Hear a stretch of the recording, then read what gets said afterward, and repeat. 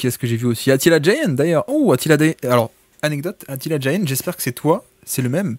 Si c'est le même du Discord, Attila Giant est la personne qui m'a aidé et qui m'a fait en fait mon fameux Excel qui remonte jusqu'à plus de 40 ans pour avoir les True Shooting Plus depuis 40 ans. Voilà, c'est Attila Giants qui me l'a fait très très gentiment il y a 2 ou 3 ans, je crois. Donc merci beaucoup si c'est le même. Et si, sinon, bienvenue. bienvenue. Ah oui, c'est vrai, voilà, c'est le même. Encore merci. C'est lui. Encore merci. Donc ça veut dire qu'on nous entend. Super. Attila Normalement. Giants, nous entend. Ou alors c'est une sacrée coïncidence. Bamzerito aussi qui est par là, Flopboy évidemment, enfin bref, il y a tout le monde déjà, il y a tout le monde. Ilmatic, salut, bienvenue, enfin re-bienvenue, t'étais là hier je crois, Ilmatic, et pas Willmatic évidemment. Touz, dit-il, le son muté, qui a le son muté? C'est vrai pour de vrai, non mais le son ça va ou pas? J'en sais rien, dites-nous, hein. dites-nous. Pas un mot pour le décompte des points de l'hebdo. Super. Ah, mais Black Ganon, mais oui, mais c'est Lucas, pardon, excuse-moi, j'ai pas percuté. Oui, mais parce que sur le Discord, c'est Lucas, et sur Twitter, je crois que c'est Black Ganon. Excuse-moi, Lucas. Le son est ok. Le son est ok. Et oui, effectivement, Black Ganon nous a fait nous a fait les scores pour l'hebdo, parce que c'était un peu le boxon cette année. Alors, qui est en tête? Alors, je vais vérifier de suite. Alors, je crois qu'Azad est en termes en total. Oui. Ah, mais si tu poses la question, c'est que c'est toi, non? Je sais pas. Vu les performances... J'imagine, t'allais dire, j'imagine. J'imagine, vu les performances de Azad, notamment le très grand 1 point qu'il avait fait. Mais je ne sais pas. Alors, c'est moi. Oui, incroyable. Si vous voulez, on peut basculer directement. Je peux le montrer. Les chats, qu'est-ce que... On a 2 chats là? Non, on en a qu'un. Ok. Bon, le chat de cette scène ne marche pas. On s'en débarrassera. Et l'autre, il est un peu gros. J'espère qu'il va pas trop déborder sur l'écran. Bref. Qu'est-ce que tu vois, du coup, Baptiste? Tu vois des trucs intéressants ou pas? Je vois que les scores d'actu, mais c'est quand même lamentable, quoi. Oui. Donc, rappelons que c'est une émission d'actu. L'hebdo. Effectivement. Non, mais c'est parce que Abracadabra avait dit qu'on entend bien avec l'icône du son coupé à gauche. Ah oui, d'accord, ok, excuse-moi. Okay. Malakos qui nous dit c'est limite plus de taf de faire des scores de l'hebdo qu'un Excel sur 40 ans de True Shooting Plus. C'est pas faux. Mais en même temps, c'est parce que. Mais vraiment, merci, encore merci à Attila Giant. Parce incroyable. Que ce qui est très marrant. Enfin, très marrant. Non, c'est pas du tout. C'est que. Pardon. Non, mais tu sais, il y a Basketball Référence. Ils ont sorti leur truc payant il y a quoi? Il y a quelques années maintenant. Leur outil de recherche payant. Donc, il n'y avait plus la recherche gratuite sur le site. Ok, pas de problème. Mais sauf que dans leur outil de recherche payant, hein, tu donnes de l'argent et ils te donnent l'outil, tu peux chercher tout ce que tu veux, mais pas les stats en plus. Donc tu peux pas chercher et trier dans l'histoire les stats en plus, les relatifs à la moyenne. Donc on avait dû faire ça à la main. J'avais commencé moi avec des copier-coller et tout, et je crois que c'était le début du Discord, et je crois que j'en avais parlé sur le Discord, et Attila Giant m'avait un peu aidé, enfin il m'avait tout fait, hein, clairement, parce que moi j'étais en mode copier-coller sur des Excel, mais alors tu sais c'est beaucoup de données, et j'avais pas j'avais pas un ordi potable à l'époque, j'avais encore mon ancien ordi avec 8 gigas de RAM.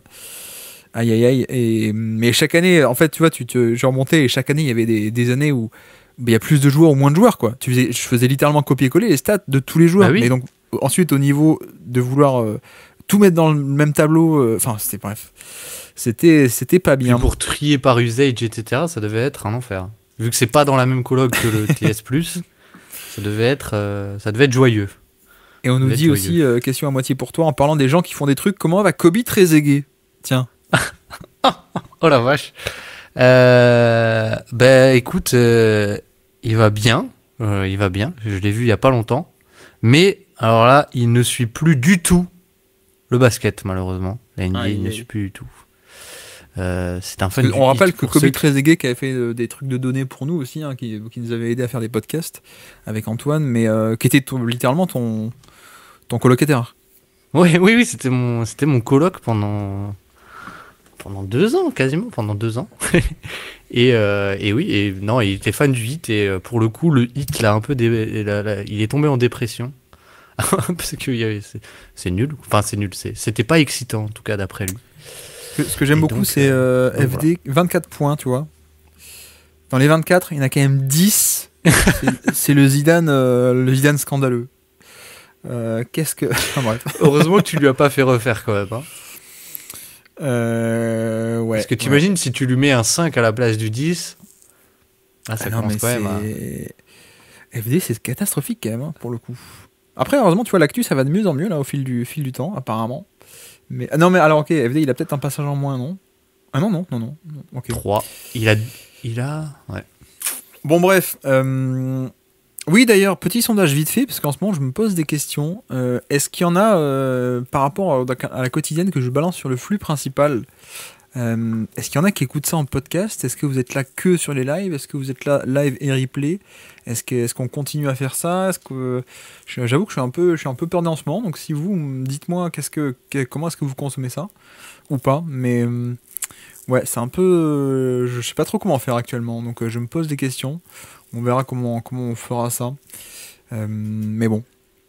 Live et replay quand je rate le live. Ouais, mais après, est-ce que ça vaut le coup de balancer le podcast en flux audio si finalement on met les replays sur YouTube, quoi. Il y a un peu ce truc-là aussi. Je sais pas, j'en sais rien. Tu vois, le risque, c'est que j'ai pas envie de faire de flouder. Ça se dit ou pas? Non. Enfin, c'est en anglais, mais... Ouais. D'inonder. Ouais, d'inonder le flux principal, quoi. Ce serait quand même un peu dommage. Et surtout, enfin, je peux le faire, mais si les gens écoutent et que c'est utile, mais voilà, n'hésitez pas à me dire. On parlait en commentaire YouTube, si vous regardez sur YouTube actuellement, à venir sur le Discord en parler, mais ça pourrait m'aider. Bref. Bon, à part ça, je t'ai pas demandé. Juste, le volume est un peu plus bas sur Twitch que sur YouTube, ou c'est que moi? Oui, alors c'est peut-être parce qu'ensuite je fais de la post-prod un peu plus jolie quand je le reposte sur podcast YouTube. Est-ce que là le son est trop bas ou pas? Et au niveau des balances d'ailleurs, c'est bien? Dites-nous. Dites-nous si c'est bien ou pas, parce que ça en post-production, les écarts de niveau, c'est pas top. Je zappe les quotidiens en podcast, j'écoute juste l'hebdo. Ouais, mais c'est pour ça que je pose un peu la question de pas le mettre là-dedans. Et en même temps, il y a le truc aussi si on fait la quotidienne, c'est quand même du temps que je n'ai pas pour faire des podcasts normaux, ou en tout cas plutôt la quotidienne aurait servi à faire des sujets un peu plus... enfin voilà, mais finalement on se rend compte qu'on n'a pas le temps, quoi. Tu vois, des petits podcasts que je faisais parfois en dehors de l'hebdo, genre 40 minutes sur un tel sujet ou un truc comme ça, je comptais le faire pourquoi pas en quotidienne. Mais sur le renouveau des Warriors, par exemple. Ouais, alors je crois que l'an dernier j'avais pris des notes et enregistré un truc sur comment sauver les Warriors. J'avais jamais publié, je crois. Mais bon, de toute façon, c'est pas grave parce que eux ne veulent pas être sauvés, apparemment. Si le son était un peu plus haut, ce serait cool, mais sinon ça va, ouais, ok, on va essayer de faire ça.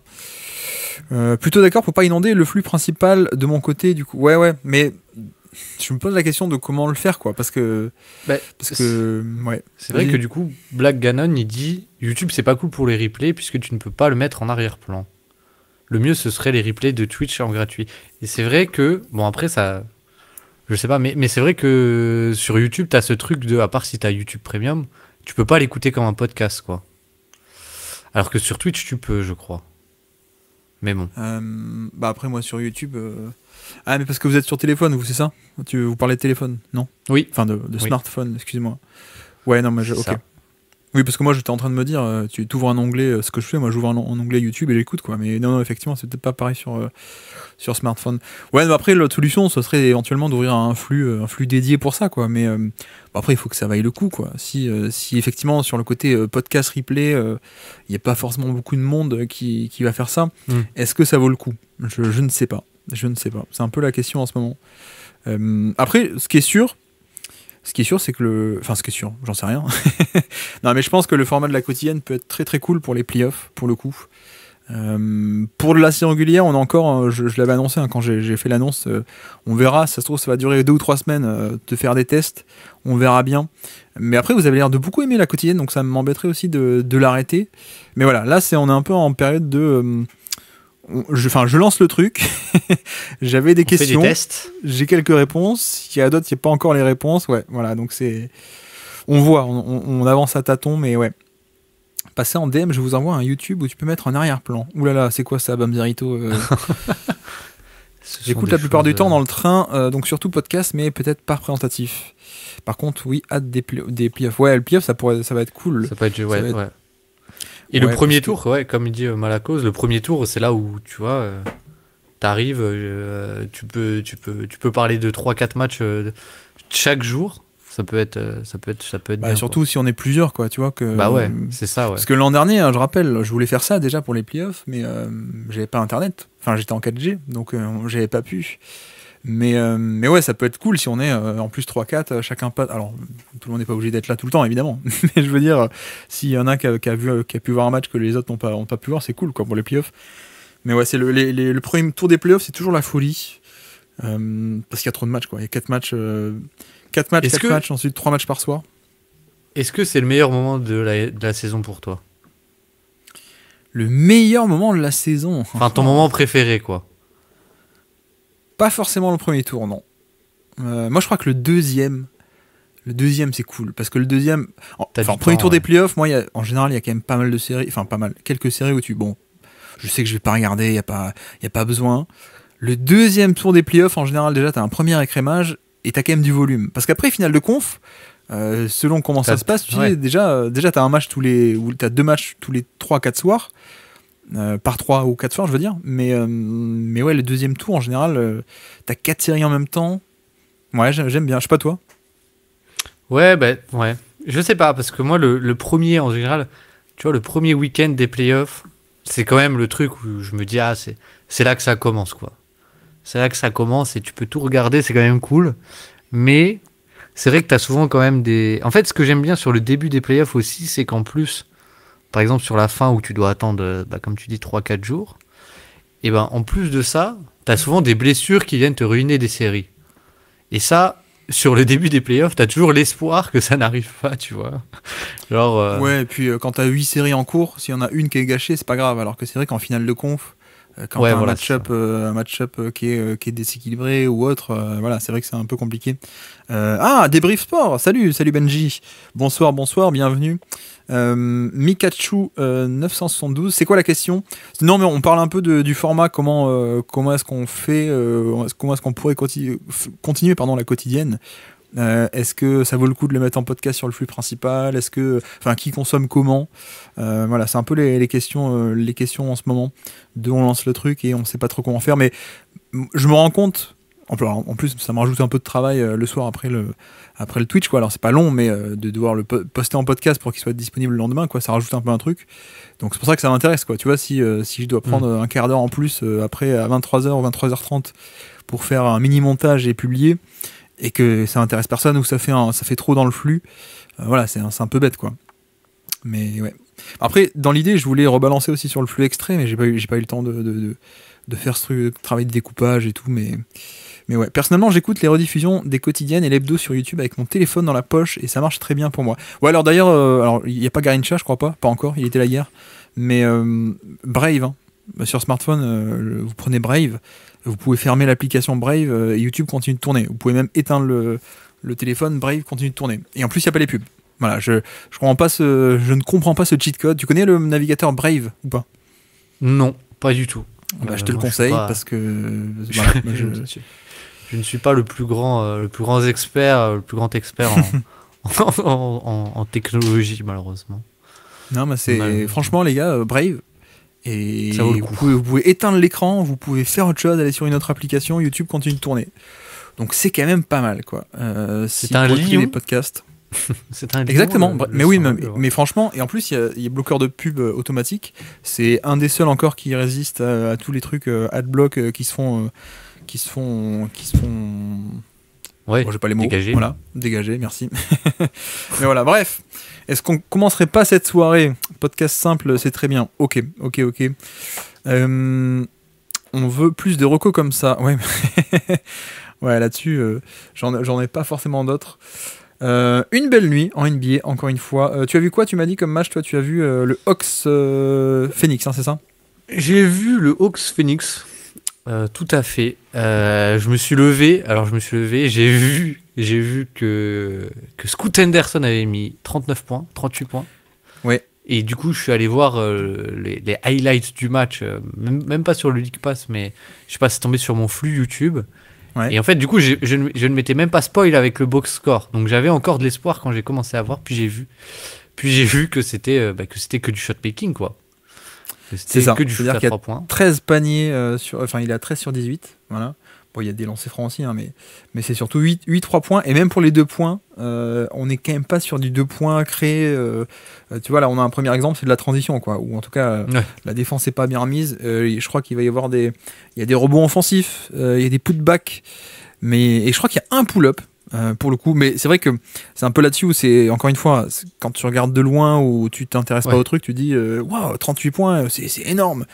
Et en fait, c'est en général, hein, c'est pas que du pull-up, c'est pas que de l'ISO, c'est pas que de la création, c'est pas que il était en feu sur le pull-up. Bah non, parfois il met juste les catch and shoot, quoi. En l'occurrence, c'était un peu ça, quoi. J'ai trouvé pour Scoot Anderson, il y avait beaucoup de shot making pour le coup. De notre ami Scoot. Oui, le pull-up, on va quand même essayer de se le mettre à l'écran. Il y a un pull-up par ici, un ou deux. Un joli sur qui d'ailleurs, je reconnais pas le défenseur. Brooklyn, est-ce qu'il y en a qui ont vu ce match ou pas? Il y en a qui regardent Brooklyn encore ou pas du tout? Est-ce qu'on est tous dans le même bateau de bon, c'est pas une équipe NBA, on verra plus tard, quoi. on attend de voir où finit Nick Claxton et puis voilà, quoi. Oui, alors Nick Claxton qui d'ailleurs est échangeable à partir d'aujourd'hui, d'après ce que j'ai compris.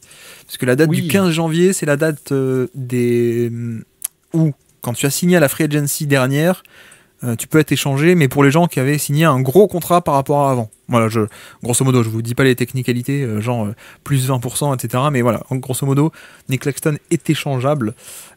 Côté Brooklyn, donc on a Zaire Williams, Cam Johnson, Noah Clowney. Il paraît qu'il est pas mal, lui. Oui, c'est vrai, t'as raison. T'as raison. On avait oublié. Clowney, tu l'as déjà vu ou pas, Noah Clowney? Vite fait, on va dire, sur des séquences de matchs au début de saison où les Nets c'était un peu intéressant avec Jordi Fernandez. Ouais. Après, je crois que, si je ne dis pas de bêtises, il y avait eu un peu de hype pendant l'été. C'est ça, avec Noah Clowney. Et c'était aussi un des joueurs qui à sa draft avait beaucoup monté à la fin, sur la fin de la saison. Il venait d'Alabama, il me semble. Et c'était un peu le fantasme de l'intérieur très moderne, quoi. L'intérieur de 6-10, mobile qui shoot, grosso modo. C'est ça. Et qui a un peu de ballon. Et tu te dis, bah, en fait, potentiellement, voilà, t'as pas mal de trucs, quoi. T'as pas mal de trucs. Et donc, il était monté. Au final, je crois qu'il finit à peu près 20e, quelque chose comme ça. Mais j'avoue que Brooklyn, c'est pas l'équipe que j'ai le plus suivi cette saison. Ouais, évidemment. Encore moins récemment, quoi. Zaire Williams, qui a été échangé depuis Memphis, qui était un très haut choix de draft, 9-10, un truc comme ça, je crois. 10, ouais, 10e, et il me semble que Memphis avait échangé le 15 et le 20 pour l'avoir. Ah ouais? Si je dis pas de bêtises, Memphis avait échangé le 15 et le 20 pour l'avoir en 2021, un truc comme ça. C'est ça? 2020? Je sais plus. Moi, il y en a que j'aime beaucoup, j'avoue. Je pense qu'il va être All Hipster Team l'an prochain du Basket Lab. C'est Jalen Wilson, que j'aime bien. Voilà, je sais pas si vous avez un avis ou pas. Moi, je vous le dis. J'aime bien Jalen Wilson, pour le coup. MVP de Summer League. Qui, Wilson? Ouais. Ah ben voilà. Je crois que c'était lui, c'était ce saison, ouais. Mais bref. Ouais. Et côté Portland, beau match de Toumani Camara d'ailleurs. Ça fait du bien de le voir mettre des paniers parce qu'on connaît la défense, mais ouais. Tiens, 0 lancé franc pour DeAndre Ayton. Alors ça, c'est un événement. Ça, c'est la stat du soir, ça. C'est un événement. Oui, d'ailleurs, on avait un débat dans le Discord il y a 2-3 jours là. Anfernee Simons versus Colin Sexton. Qu'est-ce que vous en pensez, vous? Moi, j'ai mon avis, mais qu'est-ce que t'en penses, toi?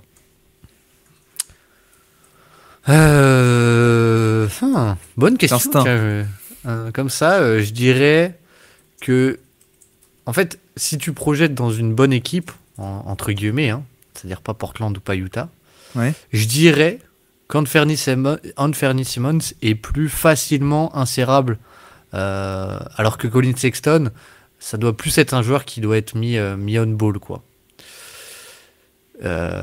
Porteur de balle, etc. Et avec plus de compromis aussi, je trouve. Plus de compromis, même si au final, bah, c'est aussi un joueur qui est capable d'être peut-être sous-estimé sur sa polyvalence, parce que poseur d'écran, très bon passeur, même un bon shooter, etc.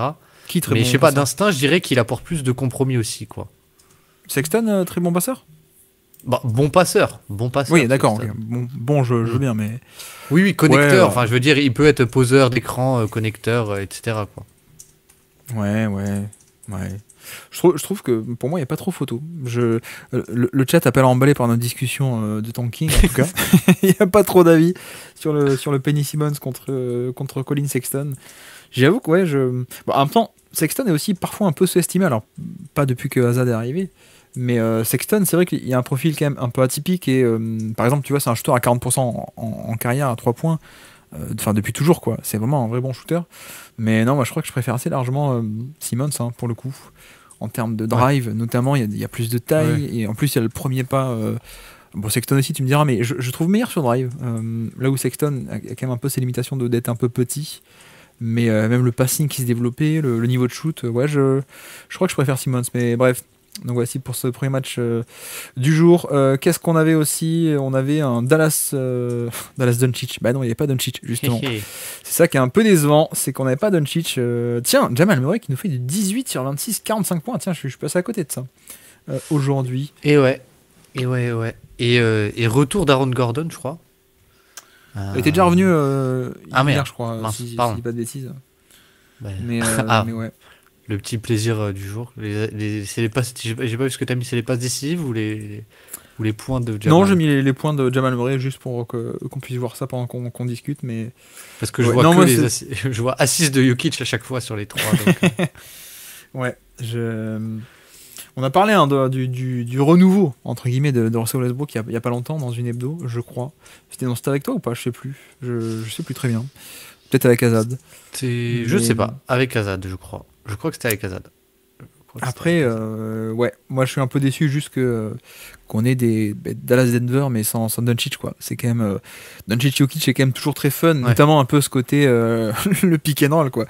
Moi j'ai des souvenirs, enfin depuis le tout premier qu'on avait eu, saison quoi, 19 alors, de Doncic rookie qui doit affronter les Edge de Jokic qui monte très haut et qui fait des passes. Alors, je crois, je peux essayer de le retrouver, mais des trucs genre pour DeAndre Jordan et des passes spectaculaires, mais pour le tout premier match, quoi. Et à chaque fois, les Denver Dallas, c'est le même truc, quoi. D'ailleurs, je suis un peu déçu de ne pas avoir eu en finale de conf. conf, ouais. Ah bah oui, bah ça c'était.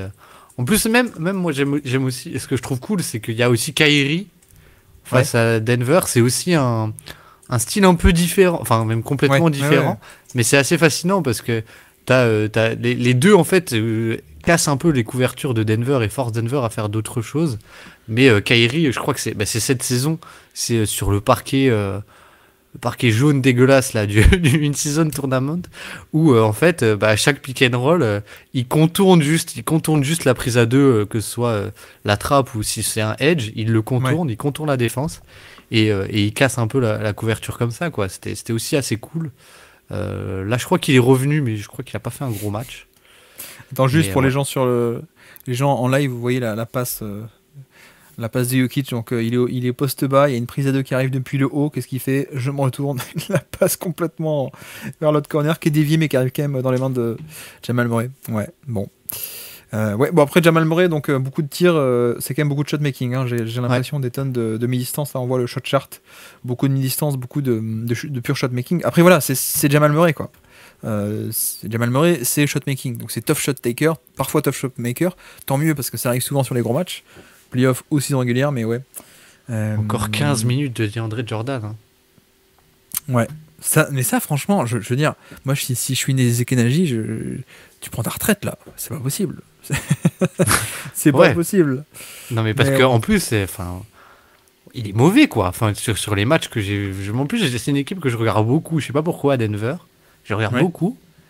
Mais il y a des matchs, je crois qu'on en avait...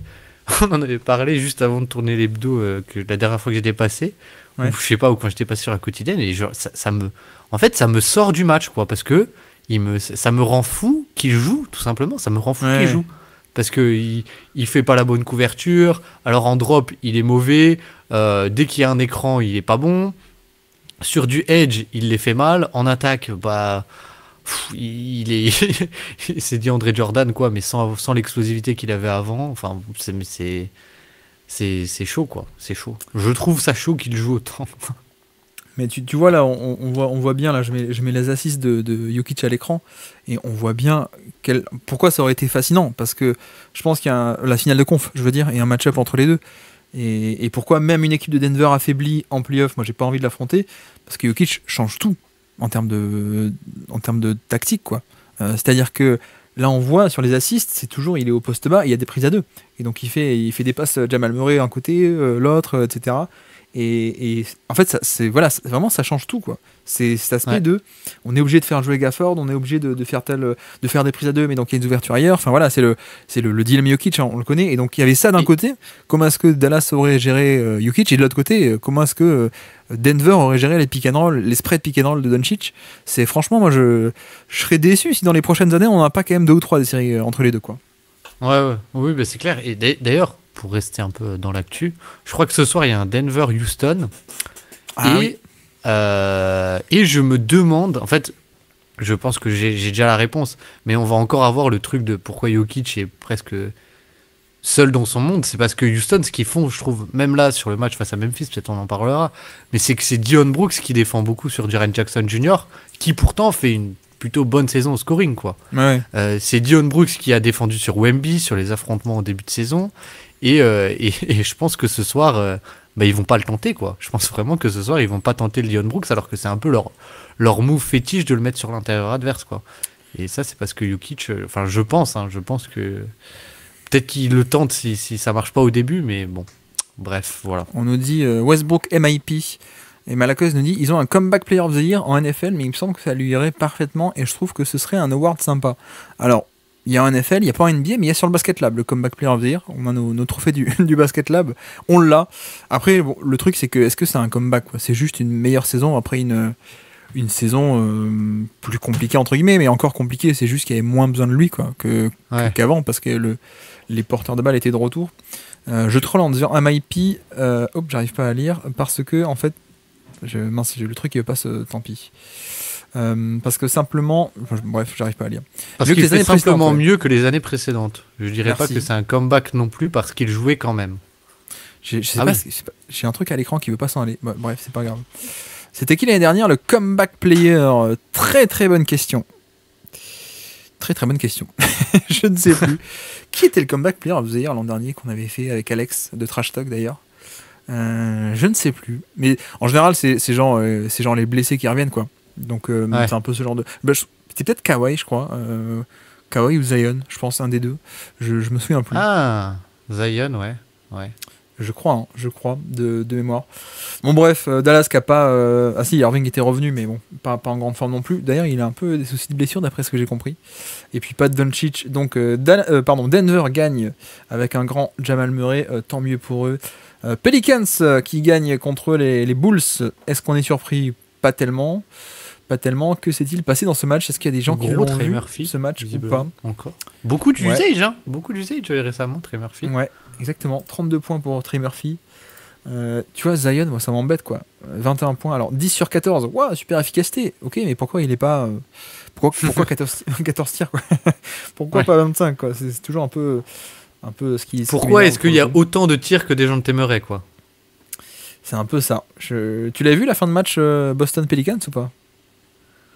Alors je crois que j'avais vu que la première mi-temps de Boston Pelicans, mais qui était globalement cool. Pourquoi Zion il est... Non, parce que la fin de match c'était des gens Murray pull-up, quoi, mais que oui. Bien. Okay. Moi j'avais commencé le match en plus avec tiens, l'utilisation est sympa des gens Murray. Là il est un peu off-ball. Là il est sur un cut. Ah tiens, il lâche la balle, une pistol action, piquant entre petits, la bonne passe, etc. Puis en fait non, la fin de match c'était, la deuxième mi-temps c'est pull-up, bon, c'était pas très bon, quoi, pour le coup. Et puis même j'ai trouvé l'une ou l'autre fois où je me suis fait la réflexion, en tout cas, de pas mal la rotation off-ball de Dejounte Murray, ce qui n'arrive pas tout le temps. Off-ball ? Pas tout le temps. Oui. Défensivement, en tout cas j'en ai une en tête où il est légèrement en retard, mais je me dis déjà il fait la rotation. Il y a déjà un petit progrès par rapport à l'an passé, quoi. Mais ouais. Zion sur ce match, qui a dû affronter Patrick Williams. qui effectivement est plutôt le bon type de morphotype. Hein. Je pense qu'entre Zion, bon, c'est juste que Zion a quand même réussi à scorer. Et puis c'est les Bulls. Ouh là, on voit une possession où la possession démarre. Zion remonte la balle. On voit Vucevic qui est sur lui. Oui, la possession n'a pas dû bien se finir. Laissons dérouler. Mais non, effectivement, ouais, ok. C'est les portes ouvertes à Carrefour. Ok, maintenant. Mauvaise idée, les Bulls. Une très très mauvaise idée. Bon, ça fait quand même du bien de voir un peu Zion revenir. Il a été suspendu, mais finalement qu'un match. C'était qu'un retard, donc c'était pas si grave que ça, quoi. Finalement. Ça va. Ça va. C'est vrai qu'il est en forme. Oui. Et je vois aussi sur la feuille de match 25 minutes de Lonzo Ball. Et pour le coup, s'il y a un joueur que j'ai envie de voir. Attends, comment on dit qu'il soit tradé, c'est Lonzo Ball. Échangé. Voilà, devoir être échangé, c'est Lonzo Ball. Alors je sais pas où, mais j'ai envie de voir Lonzo Ball dans une équipe compétitive, quoi. Lonzo Ball, je vais aller voir le salaire. Il est à combien d'ailleurs, Lonzo, en termes de salaire? En fait, il a tellement été blessé que j'ai plus aucune donnée en tête sur lui. On l'a un peu oublié, quoi. Tu vois, même il y a la trade deadline bientôt. Ouais. Il est 21 millions player option. Bah oui, mais je crois qu'il l'a pris. S'il joue là, c'est qu'il l'a pris, sa player option, évidemment. Ok, donc il est à 21 millions. Ouais, c'est pas si cher que ça pour le coup. Et ça peut être pas mal dans pas mal d'endroits. Effectivement. Hop. Bref, pas grand chose de plus à dire. Kobe White d'ailleurs, t'entends parler de Kobe White cette saison ou pas grand chose? J'ai l'impression que c'est un peu retombé la hype, on va dire. Beaucoup moins que l'an passé, quoi. Moins que l'an passé. Tiens, Bouzelis d'ailleurs, le rookie Matas Bouzelis, que fait-il ce petit garnement qui voulait affronter Zachary Rizaché dans un octogone? Matas Bouzelis qui était en G-League, si je ne m'abuse. Mais non, mais Kobe White, de toute façon, globalement, c'est comme Josh Giddey. J'en entends beaucoup moins parler que l'an passé, quoi, aussi, hein, finalement. Ouais, Josh Giddey qui fait une plutôt bonne saison, je crois. Enfin, un peu dans ses standards, quoi. C'est-à-dire, il y a de la passe et il n'y a pas de scoring. Par contre, ça, on le sait, il n'y a pas d'efficacité, il n'y a pas de scoring, mais bon. Il a les rênes de l'attaque, il en fait des bonnes choses avec le passing. Lonzo Ball contre Rozier, pitié, nous dit Eric Spochetron, fan de Miami, évidemment. Ça pourrait être pas mal, mais bon. Mais bon, je pense que t'as vu que le dossier Jimmy Butler continue un peu de s'épaissir. Hein. À chaque fois, c'est... non, mais en fait, on est énervé parce qu'il prenait des avions privés. Oui, mais les avions privés, c'est pour aller voir mon père qui était malade, ce qui, effectivement, on le comprend un peu plus déjà. Enfin, il y a que des trucs comme ça en ce moment. Oui, non, mais finalement, même son meilleur ami Kyle Lowry commençait à être énervé à la fin des vols privés de Butler. Enfin, voilà, des trucs comme ça. Oui, ils veulent doubler son amende, non? Un truc comme ça. Je sais pas quoi. Ouais. Et du coup, il y a le truc. Alors, pardon pour le du coup. Et donc il y a aussi le truc de finalement va-t-il revenir, quoi, parce que en fait soit il se fait échanger, mais ça a pas l'air d'être pressé, mais évidemment qu'il va revenir après la suspension, ou alors Miami va le resuspendre, mais en même temps ils peuvent pas le suspendre pour rien. Là c'est le syndicat des joueurs qui va un peu gueuler s'il fait rien. Et de l'autre côté, si lui ne vient pas, Miami va se faire un plaisir immense de dire tiens, pourquoi tu viens pas bosser alors qu'on te paye et que t'es pas suspendu, quoi. Donc forcément qu'il va revenir et ça va nous faire une belle de beaux moments, je pense, quoi. Tu vois. On n'est pas à la fin de nos émotions, quoi, devant parce que notre feuilleton, quoi. Soit il y a un trade et c'est fini, soit sinon ça va être marrant, je pense. Ça va être marrant. Le Kobe White qui a fait un poster sur Wembanyama. Oui, c'est vrai. Mais c'est également fait contrer X fois par ce dernier. Ouais, bon après, qui ne se fait pas contrer par Kobe White, Jajazman. Salut d'ailleurs, bienvenue. Salut les gars, y aura-t-il une analyse du Brooklyn Portland d'hier avec le carrière high de Scoot? On vient de le faire. On a dit que c'était beaucoup de shot-making et de catch and shoot à 3 points et qu'en termes de 2 points sur demi-terrain et de création, il n'y a pas grand-chose. Mais c'est quand même pas mal. C'est quand même bien. C'est vrai que ça, on l'a pas dit, Baptiste, mais si au moins il y a un peu de 3 points catch and shoot déjà, c'est quand même mieux, quoi. Oui. Et pour le coup, ça, je trouve, c'est un truc où limite, je différais un peu des avis de draft. C'est que je trouve qu'il a quand même un bon toucher de balle, quoi, Scoot. C'est pas, alors c'est pas, je suis d'accord. Enfin, c'est pas catastrophique comme certains annonçaient au moment de la draft, quoi. Et c'est pas ça le problème, en fait, pour moi. C'est pas ça le problème de sa finition et tout, etc. Et on en a déjà parlé. Quoi. C'est les pieds. C'est un peu tout le reste, ouais. C'est les pieds, les mains, le dribble. Mais non, je suis d'accord que le toucher est pas mal. Après, le problème, c'est que j'essaie de chercher là, mais en termes de stats, on n'a rien, quoi. On n'a rien à se mettre sous la main parce que il a fait quoi? Il a fait la D-League, c'est ça? Il a fait la fameuse équipe, la Ouais. Ignite. Ouais. Ouais. Et c'est combien de matchs? Enfin bref, on n'a même pas genre 1 ou 2 années à se mettre sous la dent, genre basket international ou quoi, pour dire ah, tiens, c'est vrai que là pendant 2 ans il a shooté à 80% au lancer franc ou quoi. Mais bon, rapidement, ok, ici Sixers rapidement parce que pas de Embiid, donc pas de Guillaume Maxey. qui regarde, hein. Donc voilà. Mais attends, regarde, je crois qu'il n'y a pas de Maxey, pas d'Embiid, pas de Ouais. Paul George. Ah oui, d'accord, ok. Limite, les gens absents, c'est un joli starting five. KJ Martin, Joel Embiid, Jared McCain, Kyle Lowry, André Drummond. Bon, quand même pas, mais. Mais même Tyrese Maxey et Paul George qui jouent pas, ça te fait une rotation, quoi. Ah oui, effectivement, ils sont en DNP, Injury Illness. Ils sont pas hors de la feuille de match, mais effectivement, ils n'ont pas joué. Oui, non, je me suis renseigné sur lui aujourd'hui. Justin Edwards, qui nous fait 25 points de Justin Edwards. J'ai tapé son nom dans Google, j'ai vu un mec qui portait le maillot de Kentucky, je me suis dit, ah, c'est pour ça. C'est pour ça qu'il y a un mec qui performe en NBA alors que je le connaissais pas. Tu le connais un peu toi ou pas? Bah oui, il était dans l'équipe de l'an passé de Kentucky. Si je ne dis Donc pas il est de rookie, hein, bêtises. c'est ça? C'est ça. Et Ouais. si je dis pas de bêtises, alors ils avaient une équipe un peu bizarre Kentucky l'an passé. Mais si je dis pas de bêtises, c'était un gros lycéen, Justin D'accord. Edwards. Et c'est un gaucher pour le coup qui, là on le voit un peu, mais qui est plutôt, je trouve, il avait fait une plutôt bonne fin de saison si je ne m'abuse, notamment avec pas mal de shot making quoi, mais l'équipe était très bizarre l'année dernière à Kentucky et c'était comme dit c'était une star lycéenne et qui a un peu des comment dire des dimensions de star lycéenne quoi, c'est-à-dire qu'il est grand, il est plutôt athlétique, il a plutôt un bon toucher de balle, etc. Ouais. Effectivement, Mais, il est dans le recruiting. Il est 3e lycéen du pays en 2023. Donc, ouais, je comprends qu'il sorte un peu de nulle part là quand il a des minutes et quand on te file des ballons, t'es capable un peu de les mettre, quoi. Je comprends. Mais, tu vois, maintenant que tu me dis ça. Donc voilà la classe, de 2023. Et Isaiah Collier était premier. Et oui. Et oui, on en a parlé hier ou il y a 2 jours, je crois. Mais oui, effectivement, Collier était premier. Ron Holland, d'ailleurs, qui fait de bonnes choses à Détroit. Hein. Ron Holland, je trouve, notamment défensivement. Donc, attends, Kentucky qui avait Edwards 3, Aaron Bradshaw 4, DJ Wagner 6. Et ils ont été nuls, c'est ça? DJ Wagner. Ils avaient DJ Wagner. Et ils avaient du coup Rob Dillingham 16. Ah oui, c'est vrai. Oui, oui. Mais Rich Shepard était pas un gros lycéen au moment où il est arrivé. Attends, LeBron, Bronny James.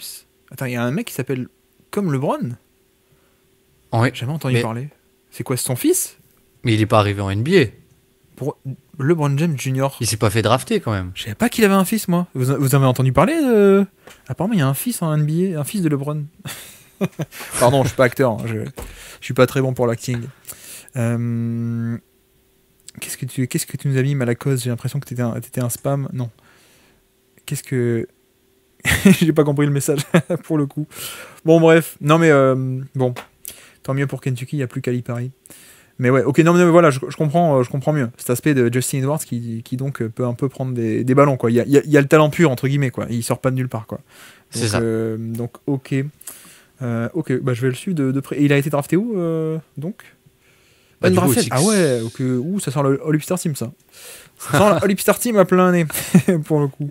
Il y a beaucoup de critères, qui sont remplis, ouais, qui sont remplis. 118-102 donc pour OKC et côté OKC, est-ce qu'on a des trucs à dire ou même pas? Non, j'ai un peu. Je crois qu'il a fait faire, une première mi-temps à 100%, Shea. Ouais. Bon. Ouais. C'est même pas une équipe NBA en face, hein, quand il y a autant d'absents. Très bien, très bien. Tiens, celui-ci m'intéresse, c'est celui-là que je voulais voir, je n'ai pas pu le faire. Les Kings contre les Bucks.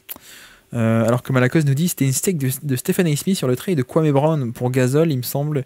J'y ai pensé quand Baptiste a dit que sur Scoot, les problèmes c'était tout le reste. Les mains, les pieds. Ouais, effectivement. Ok, je comprends. Je comprends. Donc les Bucks qui gagnent contre les Kings, donc enfin une défaite des Kings. Bon, que penser de ça? Tu as vu Non, t'as pas vu ce match, hein, on est d'accord? Non, pour le coup, c'est deux équipes qui ne m'inspirent rien, mais qui ne sont pas mauvaises en soi, mais qui ne m'inspirent rien, quoi. Ouais. C'est-à-dire que Bon, les Kings, ouais, ça gagne des matchs, mais j'ai vu. Alors, me demande pas pourquoi, mais c'était à Euro Européenne.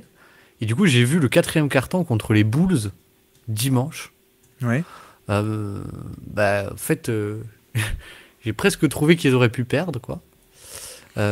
Qu'ils auraient dû perdre, qu'ils ont eu un peu de réussite. Et j'avais vu juste avant le fameux Bucks-Knicks dont vous avez parlé avec FD, qui s'est vite fini. Hein. Mais du coup, ces deux équipes vraiment où ça ne m'inspire pas grand-chose, quoi. Ça ne m'inspire pas grand-chose. Alors j'ai vu que ouais, ils font pas mal de zones défensives entre guillemets Sacramento. Ouais. Mais ouais. En plus, De'Aaron Fox était revenu, apparemment. Keon Ellis, d'ailleurs, qui recommence à jouer, alors que je pense que c'était un truc un peu un sujet qui n'allait pas aux Kings. Alors, surtout avec les fans. Et c'est vrai que les fans, ce qui reprochent surtout au coach, c'est pas tant la tactique et tout ça, c'est les rotations, en général. C'est les rotations. Ah oui. Qui c'est qui joue, qui c'est qui joue pas. Et c'est vrai que les fans des Kings, et moi, je les rejoins, j'adore Keon Ellis. Hein. Donc c'est vrai que le fait qu'il joue pas, c'était un peu bizarre. Mais de l'autre côté, je ne sais pas quoi penser des Bucks du tout en fait, donc je sais pas quoi dire. Je t'avoue que les Bucks, ouais, c'est incompréhensible. Il a joué combien de temps, Bobby Portis? Parce que moi, ça m'a choqué quoi sur le match contre les Knicks, le fait que t'aies des séquences où en fait, c'est Bobby Portis et le système c'est post-up de Bobby Portis ou face-up de Bobby Portis face à Towns à mi-distance quoi. Alors excellent commentaire de Mohamed The Goat qui nous dit à la méthode de plus s'entraîner en road trip commence à s'enrayer. Effectivement, ouais. Non mais je sais pas trop comment ça se fait. On va essayer de regarder vite fait, mais comment ça se fait que les Kings ont enchaîné autant de victoires. Est-ce que c'était juste un aspect comment dire, il y a un mec qui est viré, on l'aimait pas et d'un coup ça va un peu mieux, un peu l'enthousiasme de post-licenciement, je ne sais pas. Mais qu'est-ce qu'ils ont joué? En plus ils ont joué. Mais ils ont joué des bonnes équipes, ouais. Ouais, c'est pas que c'est ça. Donc hop, j'essaie de réduire ici. Qu'est-ce qu'ils ont fait ces derniers temps? Donc là ils ont perdu contre les Bucks, et bon Chicago, ok. Ah oui, ils ont gagné contre Boston. C'est vrai, en double overtime contre Miami. Golden State, parce que c'est une bonne équipe. Bon, je suis pas sûr. Ils ont gagné contre Memphis, contre Sixers non, mais contre Dallas. Ouais, je sais pas trop. Tu vois, je serais pas étonné qu'on cherche et qu'on trouve un peu de réussite sur un petit échantillon, que ce soit eux-mêmes à 3 points ou manque de réussite de l'adversaire, tu vois. Mais c'est vrai que en défense. Par contre, Memphis, je suis en train de percuter, mais le nombre de matchs serrés qu'ils ont perdu cette année, c'est. Là, encore contre Houston, là. Houston, ils ont fait back-to-back défaite contre les Rockets, non, en Money Time. Exactement, ouais. Qui était passionnante. Ouais. Fin de match passionnante. On a vu sur les stats tout à l'heure, Sacramento, aucun tir au panier, réussite au panier qui était nul. Par contre, beaucoup de longs 2. Donc merci Demar DeRozan. Tiens, qu'est-ce qu'on en pense de la saison de Lillard d'ailleurs? Je me pose la question. Il en est où? Que fait-il après son année un peu décevante? T'as un peu une impression générale toi ou pas? Bah moi je trouve qu'il y avait une séquence où en tout cas l'impression que j'ai c'est sur on va dire c'était quoi? C'était en novembre, fin novembre comme ça, où je le trouvais assez exceptionnel, notamment sur Drive en fait. Ouais. Et en fait il y avait un peu le retour du joueur offensif ultra complet quoi. Ouais. Là je vais voir un peu. Ah oui, quand même, il est de retour à 1,25 points par tir. C'est pas mal. Ouais, plus 7% relatif à la moyenne, c'est quand même très très bien. C'est même génial. Ouais. Donc, ouais. Et il y avait un peu, en tout cas, sur l'aspect visuel, il y avait un peu le retour du drive qui était un peu ce qui était. Je sais pas si c'est ce qui était parti, mais qui avait un peu moins l'an passé, je trouve. Je trouve qu'il y avait vraiment des séquences où je me disais, waouh, c'est Damian Lillard, le driver, pas que le shooter, quoi. Pas que le shooter. Après, il shoot mieux à 3 points aussi, je crois, cette année. Ouais, 38. 38 plutôt que 35, mais ça compte sur des gros volumes, ça peut aider. Mais ouais, ok. Celui-ci, tu vas nous en parler, le Suns Hawks. Et donc, peut-être le dernier, le Cavs Pacers. Est-ce qu'il y en a qui ont vu le Cavs Pacers? Il y en a qui ont vu la revanche ou pas? Des Pacers qui ont infligé la défaite aux Cavs il y a 2-3 jours, je crois. Et finalement, les Cavs ont gagné cette fois-ci. Plutôt un match très offensif, avec un très bon Mitchell. C'est vrai qu'on avait été un peu surpris de les voir totalement se faire être battus, en plus sur un score qui était pas gros, quoi. Ça sentait très fortement la contre-performance, en fait, hein, très simplement, il y a 2-3 jours. Ouais. Ouais, bah complètement. Puis, alors j'avais vu que ce qui avait beaucoup tourné, c'est les fameuses les trappes ou les défenses tout-terrain sur Darius Garland. Ouais. Alors là, je ne sais pas du coup ce qui s'est passé sur ce match. Je serais curieux de savoir, mais je crois qu'il y avait surtout sur le dernier match, en tout cas le dernier Cavs Pacers, pardon. Il y avait surtout un peu une panne d'adresse, quoi. Et je crois qu'ils avaient tiré à 25%. Bon, les deux équipes. Mais c'est vrai que Indiana, je crois, défend plutôt pas trop mal en termes de fréquence leur cercle aussi, quoi, depuis quelques matchs. Mais il y avait, je sais pas si ça m'intéresse de savoir s'ils ont continué à faire. Moi, je trouve, enfin, en tout cas, ça me paraissait bizarre que la raison de la défaite des Cavs, ce soit que Darius Garland se soit fait trapper tout terrain, quoi. Ouais. Je trouvais ça un peu gros, quoi. Effectivement, au niveau de la fréquence, oui. Cleveland a pris très peu de tirs au panier. Par contre, 89% de réussite au cercle. Voilà. Et en plus, je crois que c'est pas sûr au niveau de. Je sais qu'il y a un peu une petite hype en ce moment sur les Pacers qui vont mieux, hein, donc tant mieux. Donc c'est peut-être un peu justifié. Mais ouais, je crois qu'on avait fait le match. Je sais pas pourquoi FD avait voulu nous parler c'était pas là, du match contre Chicago. On a vu que c'était une porte ouverte des deux côtés au panier, notamment. Voyons voir en termes de fréquence autorisée au panier. Ouais, c'est quand même un peu, c'est pas mal, hein, c'est pas mal du tout depuis les derniers matchs. Ouais. Effectivement, avec le retour de Nembhard, mais est-ce que c'est Nembhard qui change tout? Est-ce que t'es de cet avis ou pas? Là aussi une petite hype Nembhard pour le coup. Sur la fréquence au panier, je suis pas sûr. Sur la fréquence au panier, je suis pas certain. Mais non, mais c'est FD qui en avait parlé aussi, non? C'est FD qui en avait parlé. Je crois. Mais ouais. Après, je crois que dans le playmaking, alors je dis peut-être n'importe quoi, mais je crois que dans le playmaking défensif, il est assez impressionnant aussi, quoi, Andrew Nembhard. Il est pas mal, et puis il a un peu de passing aussi, mais il a un peu de pull-up aussi, mais j'avoue que je suis un peu plus bas que tout le monde sur lui. Mais après, il y a une très bonne séquence aussi qui a tourné. Je crois qu'on l'avait montré lundi, où un peu côté défense folle, où il y a un pick and roll, il n'est pas du tout impliqué. Lui, il est sur l'aile sur un shooter. Et finalement, Garland commence à pénétrer. Il a battu son mec sur pick and roll, et Nembhard sort de nulle part. Genre un stun qui en fait devient un switch parce qu'il reste sur Garland.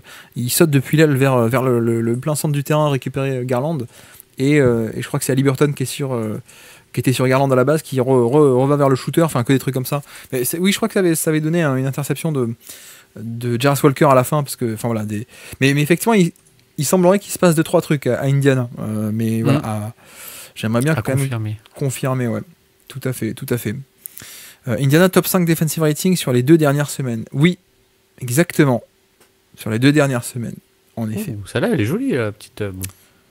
La petite passe, ouais. Petite passe là à la fin. Ouais. Je vois avec un peu de décalage, mais.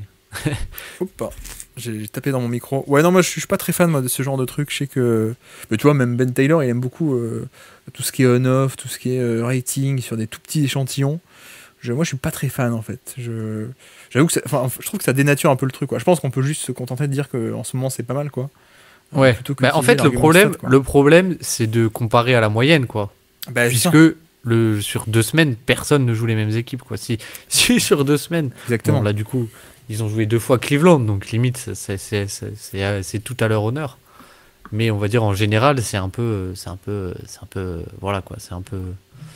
Je veux dire les Knicks sur le mois de décembre, le début du mois de décembre, ils avaient un net rating des glingos, ils allaient rentrer dans le top 10 des défenses, mais parce qu'ils avaient joué les Wizards 2 fois, le Jazz, etc. quoi. C'était le calendrier de la mort, mais dans le bon sens du terme pour eux, quoi. Tu vois, les Pacers depuis 2 semaines sont à plus 14 de net rating, et bon, c'est pas très grave, mais c'est juste qu'en fait notre cerveau est un peu débile et automatiquement on reporte ça avec ce qu'on connaît. Mais en fait, un plus 14 de net rating, je crois que ça serait le meilleur rating de l'histoire, en fait. Et oui, effectivement, c'est que 2 semaines, etc. Mais je veux dire, on peut pas s'empêcher de faire le rapprochement, quoi. Enfin, Je sais pas toi, mais moi j'ai l'impression que oui, quoi. Donc pareil, OKC depuis 2 semaines, ils sont à plus 19 de net rating. Bon, ben là, les mecs, on arrête le basket, quoi. mais non, mais il y a un peu un côté non seulement échantillon, mais comme tu dis, en plus, il suffit que tu affrontes 2-3 adversaires un peu pas top, et puis voilà, quoi. Donc, d'ailleurs, par contre, stat hyper intéressante de Ben Taylor qu'il a donné dans son podcast aujourd'hui. Ils ont essayé, d'après ce que j'ai compris, de créer un modèle sans les équipes nulles, donc sans les 7 ou 8 équipes nulles.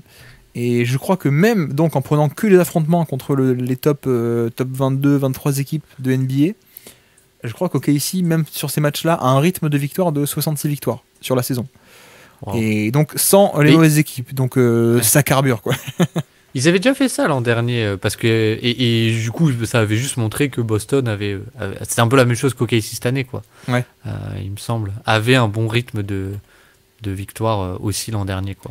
Parce que effectivement, que tu sois à un rythme de 66 victoires, mais parce que tu affrontes aussi, je sais pas moi, alors c'est qui dans leur conf qui est nul, c'est 4 fois Utah ou des trucs comme ça. Bon, oui, ça aide à booster les ratings, évidemment. Mais que quand tu t'enlèves toutes les mauvaises équipes, OKC est quand même à un rythme de 66 victoires, ça m'a beaucoup impressionné. Bref, et donc on peut finir avec ce dernier match, celui dont on voulait parler un peu en détail, c'était le Phoenix Hawks. Et je crois qu'il y avait eu un Phoenix contre les Hawks il y a pas longtemps en plus, non, il y a une semaine. Peut-être. Je n'avais pas vu. Mais j'ai vu celui-là. Je t'en prie. Et c'est vrai que il y a un truc qui saute un peu. Enfin, j'ai plein de trucs à dire, mais un truc qui saute un peu à la gueule, pardon. Mais c'est la défense de Phoenix que j'ai trouvé, mais d'une faiblesse assez. Enfin, je veux dire, dans les efforts, mais aussi dans la tactique, j'ai trouvé ça pas très intéressant, parce que en fait sur le début de match, du coup, Mason Plumlee il fait plus du drop et du coup en fait ce que j'ai trouvé un peu inquiétant entre guillemets, c'est que sur le drop, Mason Plumlee c'est pas forcément un super défenseur forcément de drop, et du coup ça laissait beaucoup de flotteurs ouverts à Trae Young, etc. Et du coup ils ont essayé Oso Ighodaro plutôt sur la fin du premier quart-temps, plus sur des schémas de switch. Et sur ces schémas de switch, il y a eu pas mal d'écrans glissés. Ah, mais par contre, si on peut se mettre après les interceptions, parce que le match défensif de Dyson Daniels, il est exceptionnel. Il y a un moment où il tue un Spain pick and roll à lui tout seul. Mais bref. Et du coup, en fait, ce que j'ai trouvé un peu inquiétant, c'est que du coup il y a eu pas mal d'écrans glissés où Trae Young qui cible un peu Ighodaro sur de la chasse au mismatch tout simplement. Et sur la deuxième mi-temps, en fait t'as un drop un peu classique, et face à Trae Young, en fait même Ryan Dunn, c'est pas forcément un très bon navigateur d'écran, et surtout les Suns ils switchent de 1 à 4, ou en tout cas sur certaines séquences ils switchaient de 1 à 4. Donc ce qu'ont beaucoup fait les Hawks au début de match, c'est du coup tu as pu voir sur les premières actions, mais c'est que Trae Young, en fait il y avait un premier écran, on le voit pas forcément sur chaque action parce que parfois le play-by-play est mal découpé, mais en fait juste ils appelaient un premier écran pour enlever Ryan Dunn de Trae Young, quoi. Et avant après, de faire le vrai pick and roll, quoi, grosso modo. C'est ça. Et après Ryan Dunn est un peu plus resté et a un peu plus lutté, mais en fait je trouve que Trae Young il entrait dans la zone à mi-distance, et après il avait son flotteur, c'était un peu cadeau pour lui. Et là où je les ai trouvés vraiment mauvais, enfin bizarre, c'est que là le clip qu'on voit là, les 30e points de Trae Young, enfin que moi je vois du coup avec un peu de retard, en fait tu vois que Ighodaro il refait du drop en fait. Tu vois que Ighodaro, il fait du drop quand il rentre sur le terrain. Ighodaro là c'est l'intérieur, et sur la deuxième mi-temps, après avoir fait du switch, il fait du drop, et là-dessus il est pas bon, quoi. C'est pas du tout son registre. Il y a une séquence où il saute, il se fait complètement sauter par une feinte de Trae Young. Et ce que je trouve un peu inquiétant, c'est que tu pourrais avoir un mauvais protecteur de cercle, mais entre guillemets le protéger avec beaucoup d'aide, etc. Et je trouve que il y a eu une facilité pour Trae Young d'arriver dans la zone des short mi-distance, là où il est bon, qui a été qui est un peu inquiétante entre guillemets, parce que il y a 2-3 séquences où il y a un joueur qui est là pour faire le stunt, notamment il y en a un où c'est Royce O'Neal, et où Royce O'Neal en fait juste ne le fait pas, quoi. Et du coup je trouve qu'il y a un peu une combinaison de mauvais facteurs avec Phoenix, qui en plus s'est fait sacrément dominer au rebond offensif, parce que Parce Effectivement, que 40% pour les Hawks, 94e centile, donc mieux que 94% des matchs de cette saison. Phoenix est à peine à 16%, 6e centile, donc il y a beaucoup de... Le jeu des possessions a beaucoup tourné vers Atlanta, quoi, au final. Et tu sais que c'est un peu étonnant, alors je sais pas ce qu'il en est un peu de cette saison, mais c'était un peu une de leurs cartes l'an passé, les Suns. Parfois le rebond offensif, quoi, d'envoyer Josh Okogie au rebond, d'envoyer des mecs comme ça. Je vais aller vérifier vite fait, mais où est-ce qu'ils en sont cette saison? Mais ouais, non, cette saison, Bud il dit non, on n'attaque pas le rebond offensif. Et effectivement, ils sont 27e sur 30, donc on a changement complet de philosophie, ouais. Et en défense, ils protègent pas très bien le rebond et ils provoquent aucune perte de balle parce qu'ils sont pas du tout agressifs sur le porteur. Et du coup, tu as un peu un cocktail de plein de choses qui fait que j'ai trouvé ça assez inquiétant. Il y a même 2-3 séquences où KD, il se fait, enfin, je sais pas si, comment dire, il se fait un peu cibler avec des exit screens parce qu'il il est pas forcément ultra attentif, quoi. Et sur la ligne de fond, bon là c'est pas lui, mais voilà. Et du coup, au final, bon voilà, moi je trouve surtout que sur le porteur et sur le pick and roll, bah en fait, Trae Young, je pense que c'est symptomatique de la défense, mais en fait, on n'a pas une très bonne défense du pick and roll, mais en plus, on le couvre très très mal, quoi. On couvre très très mal ce pick and roll, alors que la tendance NBA, c'est plutôt tout l'inverse, quoi, finalement. Ouais, mais la question c'est finalement quel schéma tu fais avec ces Suns en fait. Mais vraie question, parce que tu vois quand t'avais Nurkic, bah forcément tu faisais un peu du drop, mais parce que t'étais un peu obligé. Mais finalement j'ai un peu l'impression que là Kevin Durant on le connaît depuis l'époque Brooklyn surtout, il y a un peu ce côté défense off ball, protection de panier et tout, mais voilà, Brooklyn 2021, c'était il y a 4 ans. Bon, c'est pas non plus si long, mais pour un mec de son âge, parfois ça peut faire la différence, quoi. Je sais pas à quel point Enfin, je le trouve moins actif, tu vois, en défense off-ball que ce qu'on a pu voir un peu à Brooklyn. Et donc il y a ça, mais est-ce que si on fait un schéma en switch-all, est-ce qu'on a des mecs un peu gros pour protéger, un peu comme genre les Warriors, ok, ils font du switch-all, mais parce que t'as Draymond Green qui rôde un peu partout et que quand il y a un mismatch, il est derrière pour protéger, compenser. Est-ce que tu fais ça, sachant que Mason Plumlee, c'est quand même alors, on nous dit Plumlee starter pivot en 2025, c'est dur à entendre quand même. Oui, mais moi je l'aime bien en tant que pivot backup, et je pense qu'il y a un bon pivot backup.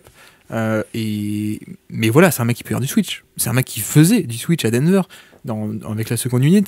Enfin voilà, c'est un mec qui peut switcher. Donc je sais pas trop. Igodaro, pardon, c'est ça, Osso. On va l'appeler Osso encore une fois. Ouais. Osso aussi, j'ai l'impression qu'il peut switcher. Est-ce que la solution ce serait pas ça plutôt en fait? Bah ouais, moi c'est complètement ce que je me dis, hein, perso, parce que Igodaro, je trouve que en plus, alors ce match du coup ça a pas été ça l'a pas forcément mis en avant défensivement parce qu'il n'y a pas forcément des ultra bonnes séquences défensives, mais enfin je le trouve très très mobile, quoi, pour sa taille, et comme dit, défensivement il est, enfin pardon, défensivement sur du drop, c'est pas du tout son registre parce qu'il a pas les bons timing dead, il se place pas forcément bien sur les hanches, enfin il oriente pas forcément bien ses hanches, etc., et il est pas forcément ultra vertical, quoi. Et comme dit, voilà. Là, on voit à l'image, hein, effectivement, pour ceux qui sont à l'image en live, on voit ce que tu nous as décrit tout à l'heure, c'est-à-dire le coup des écrans, on va aller chercher Igodaro, ça switch côté Phoenix, mais je suppose que c'est pas la première possession parce qu'on voit l'ajustement directement des Hawks avec Okongwu qui glisse l'écran, qui plonge dans le dos du switch pour être vite derrière la défense. Et là, en l'occurrence, il y a une bonne rotation en deuxième rideau de Durant pour le coup. Et c'est vrai que tu vois, ça pourrait être ça, quoi, les schémas, parce que à la limite faire du drop, ok, mais pas face à Trae Young, quoi. Bah oui, ou alors soit très agressif avec un troisième homme qui vient un peu boucher cet accès et close, enfin fermer l'espace, quoi, le gap. Mais là, c'est pas du tout ce qu'ils ont fait. Enfin, comme dit, ouais, et c'est pour ça que ce que t'as décrit un peu, l'action qu'on a vue, ça a mené à Igodaro qui fait du drop en deuxième mi-temps. Et j'avoue que j'ai pas forcément compris la logique derrière tout ça, quoi. Oui, parce que, encore une fois, hein, contre pas mal de joueurs, tu peux le faire sans problème. Mais finalement, Trae Young, c'est un mec, et tu lui donnes la mi-distance, tu restes en drop et tu lui laisses l'espace pour pénétrer assez profondément dans la raquette et aller dans sa zone de flotteur, il va les prendre, quoi. Soit il prend le flotteur, soit il fixe l'intérieur et ensuite il fait flotteur / passe vers la menace verticale. Donc ouais, c'est vrai que c'est... Pas trop compris, mais après les Suns, on comprend pas grand-chose non plus, hein, pour le coup. Non, non, et pour le coup, même en attaque, si tu veux faire Ouais, vas-y. un peu la bascule, bah, ce que j'ai trouvé un peu bizarre, c'est que on a eu entre guillemets le mauvais et le bon KD. Parce que je trouve sur le début du match, il y a Ryan Dunn qui se fait, bah là on le voit sur la première action du match, mais qui a été un peu le joueur qui a été abandonné pour bah, justement être ce troisième homme défensif. Ouais. Mais surtout, en fait, on a eu un KD qui a créé sur beaucoup d'isolation, notamment face à Rizaché.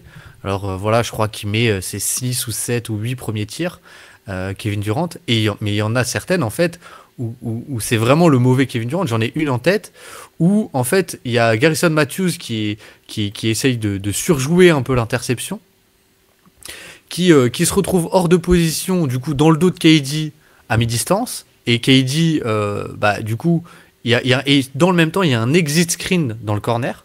Alors je sais pas si tu arrives à le trouver, et en fait KD bah qu'est-ce qu'il fait, bah il pourrait attaquer parce que du coup il aurait Garrison Matthews dans son dos, il pourrait faire la passe parce que du coup il y a un exit screen dans le corner, et il prend le tir. Et du coup bah c'est un peu ce truc de ça crée aucune synergie collective, et alors que il y a les décalages qui sont créés, et paradoxalement aussi c'est aussi, ah voilà, je crois que c'est celle-là, attends, Oui. voilà, Après, et il y a un pour le exit coup. screen de Grayson Allen, et lui il prend le pull-up à mi-distance, quoi. Donc effectivement, Qui est, c'est une situation où il est pick and roll entre petits, enfin petit, lui il est grand. Mais en gros, pour obtenir le switch, on obtient le switch avec... tiens d'ailleurs, David Roddy a joué alors, d'après ce que je vois. Ouais. David Roddy a joué. Donc KD, isolation en tête de raquette face au petit Garrison Matthews qui est un shooter off-screen. Et en effet, on voit que bah, juste il prend le pull-up en tête de raquette, alors que ligne de fond, il y avait un shooter qui se démarquait dans le corner, quoi. Donc c'est... Mais après, voilà, ça c'est aussi Kevin Durant, on le connaît. Et pour le coup, c'est aussi ça qui a un peu débloqué l'attaque dans le troisième quart-temps, c'est que il a tellement été en réussite, et ce qui est bizarre, c'est que il y a pas mal de séquences, je trouve, où bah, du coup ça va être de la création face à Zachary Rizaché, que c'est un peu ça qui a cassé la défense d'Atlanta, avec bah, du coup Atlanta qui s'est mis à le doubler, quoi. Et là-dessus, il a été plutôt pas mal sur ressortir les ballons et créer le décalage. Mais j'ai trouvé qu'il y avait pas mal de séquences où finalement c'était c'était beaucoup de shot making, mais c'était presque un peu frustrant, quoi, un peu frustrant. Et c'est à se demander où est-ce qu'était passé un peu l'offense donc c'est très spectaculaire, mais où est-ce qu'elle est passée l'offense où il y avait pas mal de mouvements, je trouve, sur le début d'année des Suns, quoi. Sur les 10 premiers matchs, quoi, grosso modo. Ouais. Et il y a des séquences on voit pas mal aussi. de... Excuse-moi, juste pour dire, on voit pas mal de séquences là, donc 3, 4, 5 paniers depuis le début. Là, on fait un peu les highlights de Durant. C'est beaucoup d'un contre 1 face à Rizaché où bah, le tir est contesté, mais il le met quand même. Mais effectivement, tu notes sur cette possession qu'il est tout seul. Il n'y a pas de prise à deux. C'est post-up Durant qui va attaquer Rizaché. Il attaque, personne ne vient, quoi. Il n'y a pas une prise à deux. Et tu nous dis qu'ensuite, dans la suite du match, ils vont commencer à faire des prises à deux, ce qui a provoqué des ouvertures dans la défense, évidemment. Exactement. C'est un peu ça. Et je ne sais plus ce que je voulais dire. Pardon. Mais c'est pas grave. C'est pas grave. Et oui, il y a des séquences, je trouve aussi, où Phoenix, alors pas forcément que KD, mais du coup, pour l'attaque, Atlanta a quand même des line-up que je trouve très friables défensivement, avec Garrison Matthews, Vit Krejci, Trae Young, David Roddy, ou des combinaisons d'entre eux. Et finalement, t'as des séquences où alors KD, il va juste jouer son match-up face à entre guillemets Krejci, qui est pas forcément la meilleure cible en fait, parce que t'as Trae Young sur le terrain, et ils l'ont pas mal ciblé, Trae Young, mais je trouve qu'ils ont mis pas mal de temps aussi à le cibler. Et surtout, je trouve celui qui a été magnifique pour couvrir tout ça, c'est Dyson Daniels, quoi.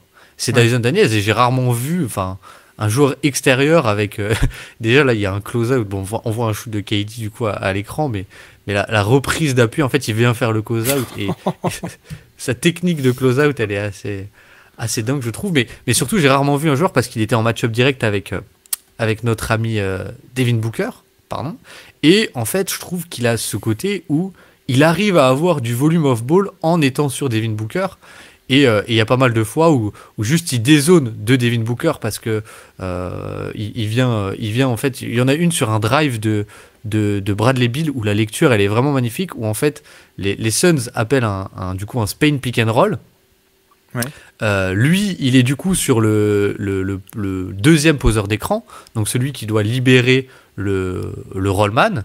Ouais. Et sauf que lui, il a tout vu et du coup, il vient, il close le gap et il switch sur Devin Booker parce que je crois que, alors que son intérieur, ça devrait plutôt être à lui de le faire, je crois que c'est Capella ou Kongu, ne le fait pas du tout et du coup, il vient et en fait, il annihile un peu une attaque quoi. Et les interceptions aussi, je crois qu'il y en a 3 sur le match. Bah franchement, elles sont assez dingues en termes d'instinct quoi. Elles sont assez dingues parce que il switch et là il vient il ferme la porte sur le roll alors qu'il est quand même placé sur Tyus Jones qui est quand même un shooter quoi. Et alors c'est un pick and roll entre deux petits sur une aile. Lui il est sur l'autre aile, mais non, pas de problème, je viens, je m'interpose, bon timing avec la passe, et surtout les mains, les longs bras qui font que interception. Alors que, en effet, comme tu dis, la manière académique c'est, bah non, t'es sur l'autre aile, t'as un bon shooter, tu vas pas trop t'aventurer quoi. Mais lui non, pas de problème. Ouais. Et là c'était sur Tyus Jones, mais il l'a aussi pas mal fait depuis Devin Booker, et je trouve ça assez impressionnant quoi, tout simplement. Parce que les match-ups individuels c'était Daniel sur Booker, c'est ça tu me dis. Et de l'autre côté Rizaché qu'on a essayé sur KD, David Roddy d'ailleurs, je pense qu'il y avait pas Jalen Johnson aussi. Il y avait pas Jalen Johnson. Vrai. David Roddy dans le rôle du plot. On voit sur les highlights le rôle du plot magnifique dans son rôle du plot qui se fait shooter par dessus et que à chaque fois ça fait panier. Le pauvre David Roddy qui est quand même un peu plus petit. Mais non, mais sur les highlights de Durant, tu vois, je voyais aussi Vit Krejci. Et je pense qu'il sert à ça un peu, lui, pour le coup. Parce qu'il est très grand en fait. Exactement, il est grand, il est alors long. Je crois qu'il n'a pas non plus un bonus d'envergure de bras par rapport à sa taille qui est immense, mais voilà, comme il est grand, il a quand même des longs bras. Et puis, je pense que c'est un peu le morphotype qui défend pas mal Durant parce que il n'a pas beaucoup de caisses, pas tant que ça de caisses finalement, Vit Krejci. Mais il a un peu la taille en fait pour bien contester quoi. Donc c'est exactement ce qu'il faut contre un Durant, alors que voilà, si c'est Doncic ça passe pas quoi. Sans doute qu'il se fait un peu dégager du chemin ou quoi. Mais oui, Krejci, moi je sais pas si tu l'aimes bien aussi, mais il y a un peu un côté où il a des faiblesses. Il a un dribble peut-être un peu rigide, la création de demi-terrain, la création pure, je veux dire, elle est pas là à ce point comme on a peut-être un peu vu en Europe ou à des niveaux un peu plus jeunes notamment. Mais c'est un mec qui, je trouve, dans ce rôle de connecteur, défenseur avec de la taille, avec le passing de connecting et parfois un peu de shoot, ça fait du bien. D'ailleurs, je crois que c'est Mohamed The God qui nous dit bête de match des shooters d'Atlanta hier, Matthews et Krejci. Ça fait du bien quoi. Quand t'as un mec comme ça qui défend, qui est connecteur et qui en plus met ses shoots, ça aide quoi. Ouais. Garrison Matthews, il a une séquence dans le. Alors je sais plus si c'est dans le premier ou dans le deuxième quart-temps où en fait il met 3-4 tirs d'affilée avec du coup des systèmes vraiment pour lui quoi, de shooter, et c'était assez cool à voir, mais du coup tu vois ça revient un peu à ce qu'on disait, c'est que il y a des line-up où les 2-3 jouent ensemble et où finalement Phoenix va cibler entre guillemets, va se contenter d'attaquer Krejci alors Krejci c'est ça. Alors que t'aurais potentiellement Garrison Matthews, t'aurais potentiellement Trae Young qui sont sur le terrain quoi. Et j'ai ce que j'allais dire tout à l'heure, c'était la technique de la stratégie du bug, on appelle ça. C'est-à-dire, c'est comme par exemple avec ton chien, tu mets 3 gamelles devant lui, il sait pas laquelle y aller. Tu vois, il bug. Et je me demande à quel point c'est pas la stratégie des Hawks de dire on va mettre plein de mauvais défenseurs ensemble sur le terrain. Comme ça, l'attaque en face, elle bug. Elle se dit, la mince, qui j'attaque. Hop, les 24 secondes, c'est fini et tu récupères la balle. Alors qu'en fait, il y a un meilleur défenseur parmi les moins bons défenseurs qui serait caché, quoi. C'est ça, ouais. Non, mais il y a trop de cibles, je sais pas qui attaquer. Ah là là. Mais ça me fait penser un peu au Cleveland-Boston. Il y a une séquence où, un des Cleveland-Boston où il y a une séquence où, en fait, Tatum a appelé tellement de pick and roll pour cibler Garland que Cleveland avait switché de base Garland sur lui, et du coup quand il appelle son pick and roll avec son poseur d'écran habituel, il se retrouve face à Okoro, et c'est Okoro qui switch sur lui. Ouais, je me souviens. C'est ça. Et, et après je crois qu'il y a un temps mort et voilà, mais du coup sur une possession ou des trucs comme ça peut marcher. Mais effectivement ça se fait sur des sur des remises en jeu en fait. où tu sais il va y avoir un écran, voilà, remise en jeu, ligne de touche, et le système c'est je pars en bas, je remonte avec un écran prendre la balle, et donc sur l'écran ça change évidemment. Et sauf que ouais, il y en a qui trichent un peu, qui mettent le mauvais mec de base sur le gars, comme ça ensuite quand ça switch, ah bah mince, j'ai Okoro quoi. Mais effectivement, Capella Okongwu, qu'est-ce que je vois que Okongwu a fait un bon match offensif plutôt, c'est ça? Ouais, bah, je trouve que là où il a été assez intéressant, bah, c'est que il a beaucoup attaqué le rebond offensif, quoi. Ouais. Il a énormément attaqué le rebond offensif, et notamment, bah, il y a les séquences un peu où il y a Ighodaro, et du coup, bah, quand Ighodaro switch, bah, en fait, lui, il se retrouve du coup aussi avec un mismatch un peu ce qui s'est passé avec Hartenstein sur la fin de match. Alors là, Sur on la a fin une de match, breaking news, Baptiste. On parle de Phoenix. Les Hornets envoient Nick Richards aux Suns. Mais contre quoi? Et les Suns envoient Josh Okogie et 3 deuxièmes tours de draft. Eh ben dis donc. Breaking news en direct. Qu'est-ce qu'on en pense?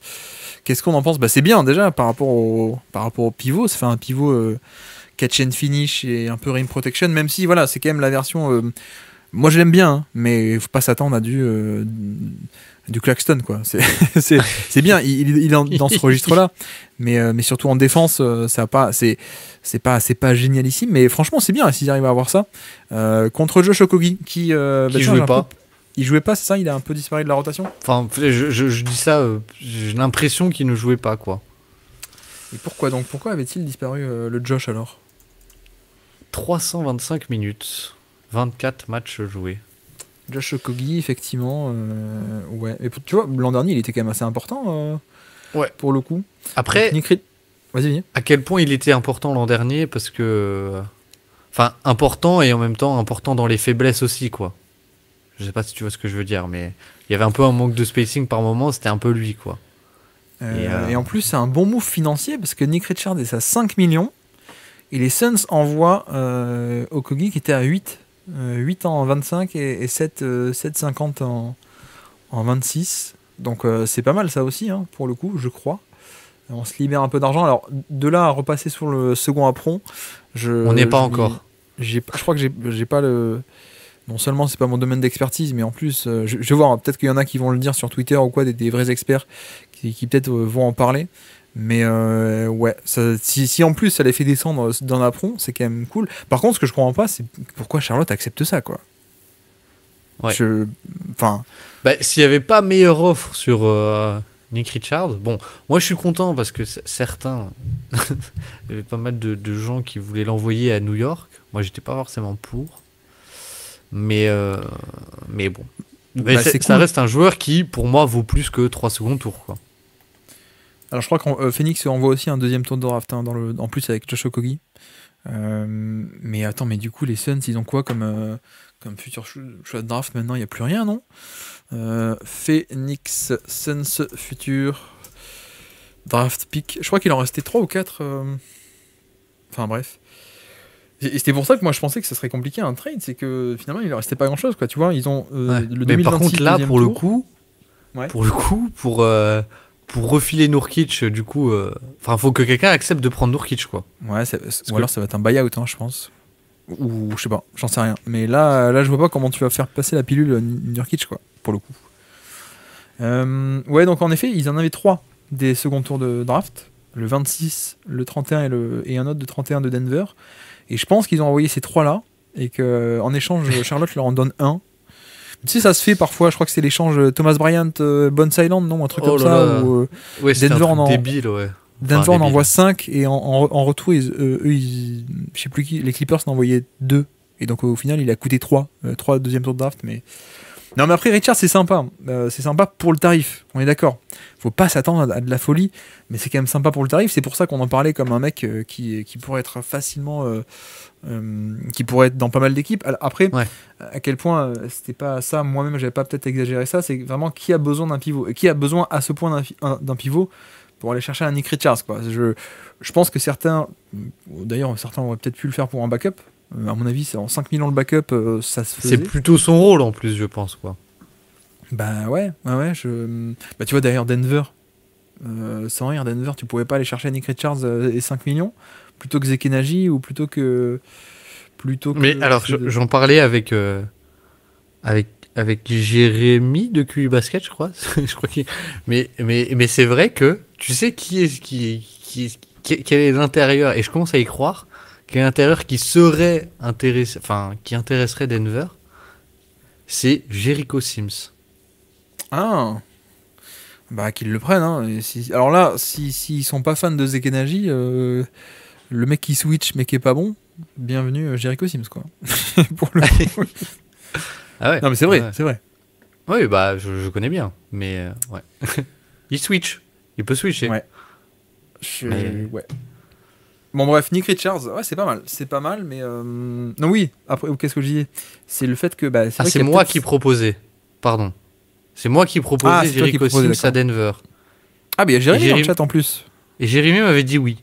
Il m'avait dit OK contre Dario Saric. Oui, parce que je sais plus ce que c'était exactement, mais Non, je mais me suis Jérémy dit, l'aime bien en plus, mais moi aussi j'aimais bien, mais un peu quand il commence à émerger et qu'il sort de nulle part il y a 2 3 ans, quoi. Après, alors je sais pas où on est Jérémy, mais c'est vrai que moi, depuis 2 3 ans, qu'on voit que ça marche pas et que genre c'est un mème, quoi. Ces gens ils rentrent sur le terrain et on est tous là. Ah! Regardons la tête de Thibodeau, qu'est-ce qu'il va faire? ouais, Ouais, je suis un peu déçu de la non-progression un peu totale, quoi. Mais ouais, après, ce que je disais, c'est que ouais, je suis un peu surpris qu'ils partent à ce tarif. A priori, ça veut dire que les gens n'étaient pas intéressés par Nick Richards, quoi. Mais ça m'étonne un peu. Parce que je pense qu'il y a quand même moyen de faire mieux que 3 deuxième tours de draft, en fait. Je ouais. pense, hein. Ouais, je sais pas. Moi, j'ai jamais été fan de Nick Richards parce qu'il y a le côté défensif. Mais Oui, oui, oui. C'est vrai. qui, pour moi, enfin, je sais pas. Mais en tant que backup, tu vois, oui, c'est sûr qu'il y a des équipes. Enfin, du coup, ça veut dire oui qu'il n'y a pas eu d'offre, quoi. Que vraiment, il n'y a pas eu d'offre. À part celle de Phoenix, quoi. Mais après, comme dit, À tu vois, part c'était de 5 millions, c'est un backup. Donc, je pense que c'est peut-être pour ça qu'ils dégainent maintenant, les Suns. Mais il y a un aspect où s'il y avait eu des gros trades au niveau de la trade deadline, peut-être que pourquoi pas maintenant aller chercher un petit Nick Richards pour compléter ou un truc comme ça. Mais ouais. Bon, après ça ne règle pas tous les problèmes. Mais j'arrive un peu plus maintenant à voir quelle va être l'idée. Bah, c'est qu'on va clairement installer une rotation Osso et Nick Richards, à mon avis. Hein. Ouais. Pour Et cet garder les aspect schémas, de quoi. on a 2 mecs de catch and finish qui apportent ce genre de punch, quoi. Et ce genre de finition un peu athlétique au panier, quoi, au final. Ouais.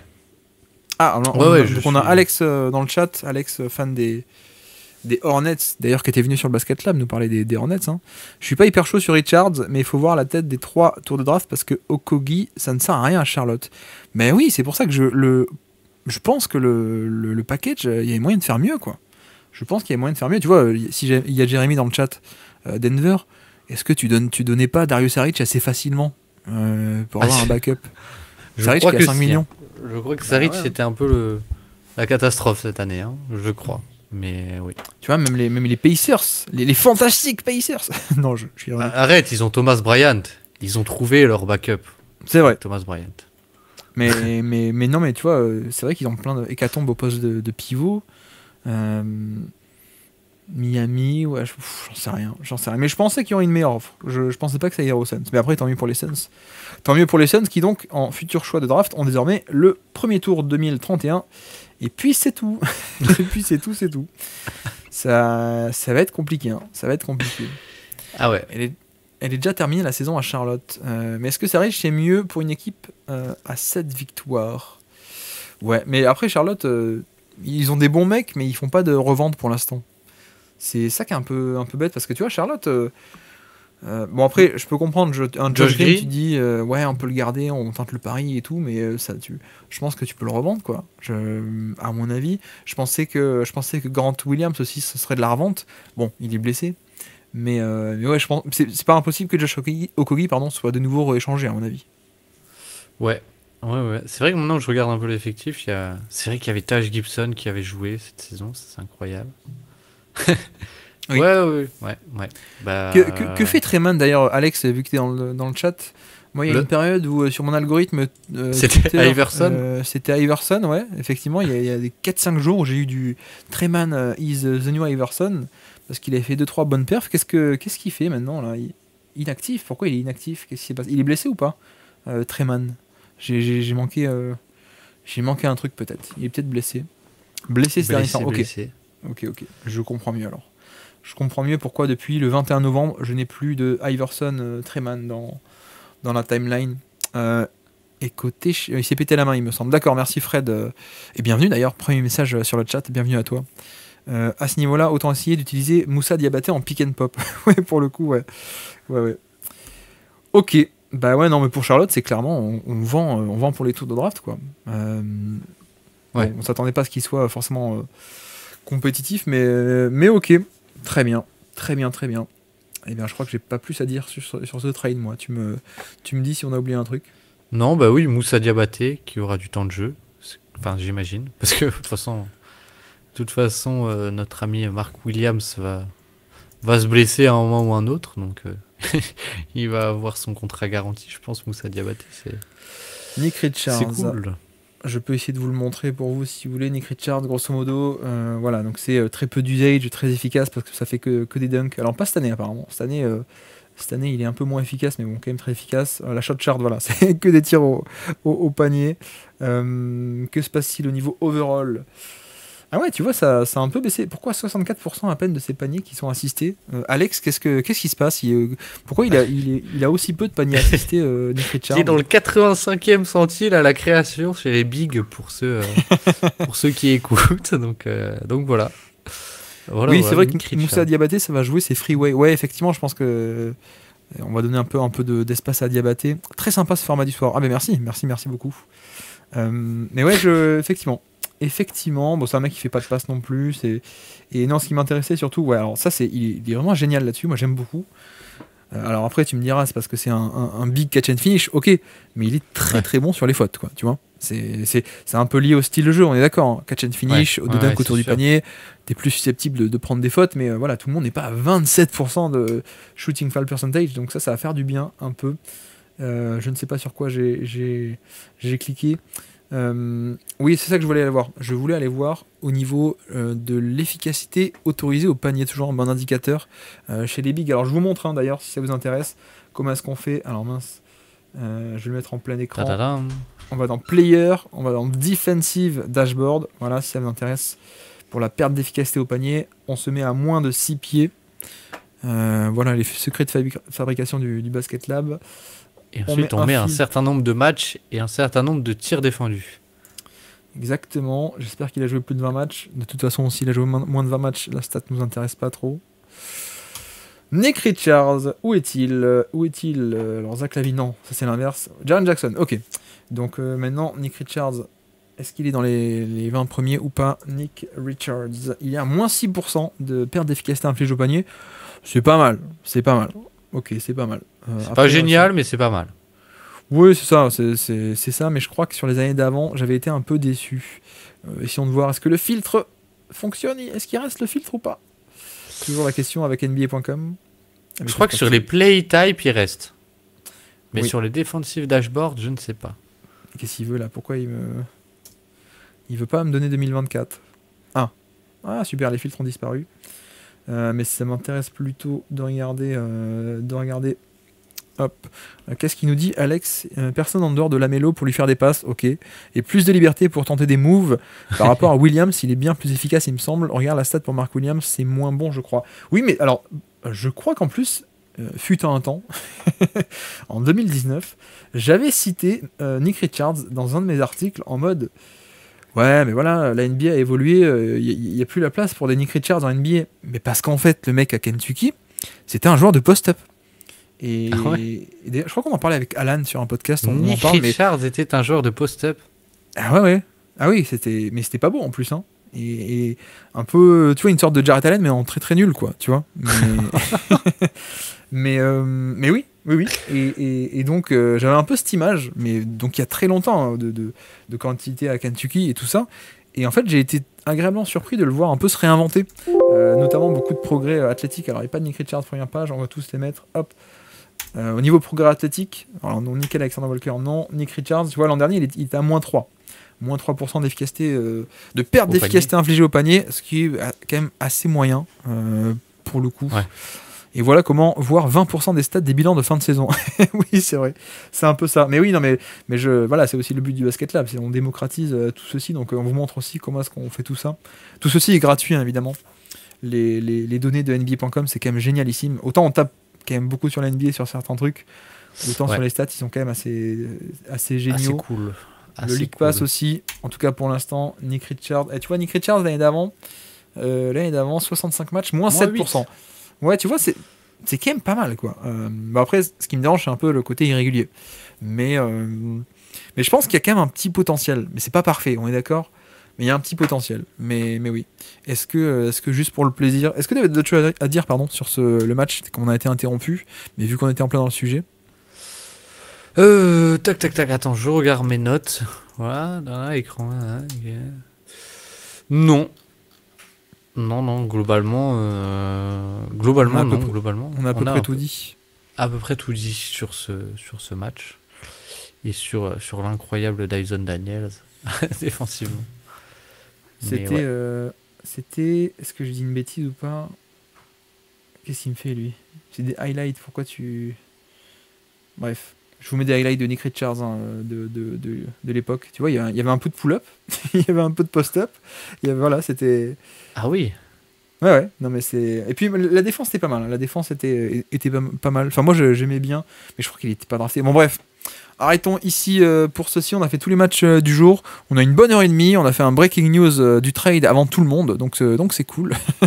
On a eu la primeur. Est-ce qu'il y a encore des gens réveillés dans le chat? Puisqu'on va passer... en fin d'émission au J'ai joué avec. Est-ce que des gens sont par là ou pas? Oui, Bamzerito est par là. Où est-ce que j'ai mis mon onglet? Je ne sais plus où il est. Et j'ai perdu mon joueur. Mince, il est où? Il est où? Je ne sais plus. Hop. Let's go. Eh ben mince. C'est pratique ça, Baptiste. Hein. Je te laisse parler, je te laisse commenter. Je vais chercher mon onglet. Alors, qu'est-ce que je vais pouvoir vous dire? Je vais pouvoir vous dire que allez voir la fin de match. Allez voir la fin de match entre Houston et Memphis, comme dit, qui a été très cool. Et quelque chose quand même qui est peut-être un sujet libre. Peut-être qu'on pourra en parler. Ouais. Mais très bon match au drive de Jalen Green. Très bon match sur drive de Jalen Green, qui a raté qu'un seul tir au panier et qui, je trouve, a bien réussi, on va dire, à s'adapter selon les... Et ça a même en fait dicté le rythme de la fin de match. Ah oui, mais excuse-moi, si tu voulais parler de ce match, on peut en parler un peu On peut prendre 5-10 minutes, je t'en prie, on n'est pas obligé de le faire en 2 minutes là. Oh. Bah, sinon on peut en parler dans l'hebdo. Oui, c'est bon, on peut se le garder pour l'hebdo, t'as raison. On peut se le garder pour l'hebdo. Mais non, mais je trouve que c'est intéressant parce que ça a un peu comme dit, défini en fait la couverture des fins de match quoi, du côté de Houston.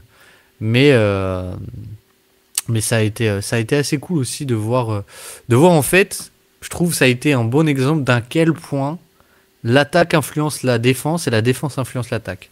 C'est-à-dire qu'un exemple assez bête, mais il y a un moment où où en fait Sengun rentre pour utiliser le short roll, pour l'utiliser sur short roll pour justement parce qu'on sait que ça blitz notre ami Jalen Green, et du coup ce qu'ils font Memphis, c'est qu'ils vont attaquer Sengun directement et etc quoi. Et du coup il y a des schémas les schémas du coup défensifs de Houston changent parce qu'il y a Alperen Sengun, les schémas offensifs de Memphis qui s'adaptent directement.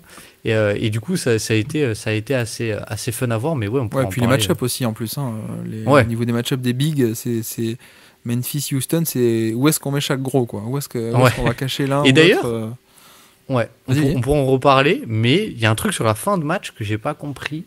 Ouais. C'est que sur les dernières actions, du coup, en fait, ce qui se passe, c'est que du coup, Memphis a sorti Edey et a mis Clark pour pouvoir blitzer Jalen Green. D'accord. Et sur la fin de match, du coup, d'habitude, Jaren Jackson Jr. est sur Amen Thompson pour pouvoir roamer. Et sur les 2 dernières possessions, il re-switch et Jaren Jackson va sur Sengun, mais pour faire du blitz sur Jalen Green. Et du coup, au moment où il se fait passer, c'est Brandon Clark qui est qui se retrouve en second rideau, quoi. Donc j'ai pas trop compris le pourquoi de Jaren Jackson Jr. repassait sur Sengun, mais bon, bref. Bamzerito qui dit on n'avait pas dit qu'on le gardait pour l'hebdo. Oui, on le garde pour l'hebdo, ok. Bon, j'ai retrouvé mon anglais, c'est bon. Est-ce que vous êtes prêts pour le... Alors que Jérémy nous dit je fais plus tes jeux, c'est fini. Mais si Jérémy, tu vas voir, c'est facile et c'est rigolo en plus celui-ci. Tous les soirs on se fait un petit j'ai joué avec. Et donc le principe, on cherche un joueur mystère. Et les critères que je vais te donner, ce sont évidemment les joueurs, les coéquipiers avec qui il a le plus joué. On fait le top 50 et on part du top 50, enfin du 50e, on va jusqu'au numéro 1 petit à petit. Et il faut trouver le plus vite possible. Il n'y a pas de points en jeu, hein, évidemment. Mais le j'ai joué avec, est-ce qu'on est prêt dans le chat ou pas? Je vais casse le chat à l'œil. Et je suis prêt. Ah ouais, FD il nous a fait... FD avait le chat sous les yeux, il a répondu, c'était pas très marrant. Pour le coup. Alors que je crois que c'est qui? C'est Abracadabra, non, qui a répondu au bout de 2 noms hier, si je dis pas de bêtises. Il a trouvé directement au bout de 2 noms. Je crois. Bref, on y va. Numéro 50, coéquipier, le 50e coéquipier le plus fréquent, s'appelle Robin Lopez. 32 matchs avec Robin Lopez. Bon, c'est pas tant que ça. Robin Lopez. Ouais, numéro 49, Ty Jerome. Donc il a dû jouer à... Je sais, ça fait combien à Cleveland. Parce que Robin Lopez a joué à Cleveland, mais est-ce qu'il a joué avec Ty Jerome? Je ne sais pas. Numéro 48, Damian Jones. Damian Jones, il joue aux Warriors, lui, non? Il a joué un peu partout. Ouais, un ancien, sur lui. Un mec hyper athlétique. 47, Jared Dudley. Waouh. Numéro 46, Chris Duarte. Chris Duarte qui a joué quoi? Qui a fait Chicago, Sacramento, Indiana? Chicago, je suis pas sûr, si. Ah si, t'as raison, il est à Chicago actuellement, oui. Il a fait Indiana, drafté dans la loterie alors qu'il avait 32 ans. Indiana, et ensuite Sacramento, et ensuite là, Chicago, en effet. Et tout le monde était, oh waouh, il est bon en rookie, hein. Il est bon. Hein. Bah. Ce n'est pas Varejao, Malakoz, ce n'est pas Varejao. Numéro 45, coéquipier le plus fréquent, c'est Torrey Craig, 36 matchs. Ce n'est pas Alex Len. Attends, tu peux me redire les premiers? Parce que du coup... Robin Lopez, Ty Jerome, Damian Jones, Jared Dudley, Chris Duarte, Torrey Craig. Numéro 44, Tyler Zeller. Wow, Justin Hamilton. Tiens, vu qu'il y a Jérémy dans le chat, c'est pas fait exprès. Justin Hamilton. Hamilton. Il a joué 39 matchs avec Justin Hamilton. Ensuite, intéressant. Garrett Temple. Donc je pense qu'il a dû jouer... Ah putain, je sais pas. Soit à Sacramento, soit à Brooklyn. Jérémy Lamb, 41 matchs. Et 41e coéquipier. Attention, gros indice, numéro 40, Miles Turner. Numéro 39, Malcolm Brogdon. Tadam. 42 matchs avec ces deux. Des Pacers de 2022, quoi, à peu près. Numéro 38, Raoul Neto. Et j'ai toujours tenté aucun joueur, hein, c'est catastrophique. Bah c'est normal, c'est compliqué pour l'instant. Numéro 37, c'est DeAndre Jordan. Il a joué avec DeAndre Jordan. 44 matchs avec DeAndre Jordan. Attends.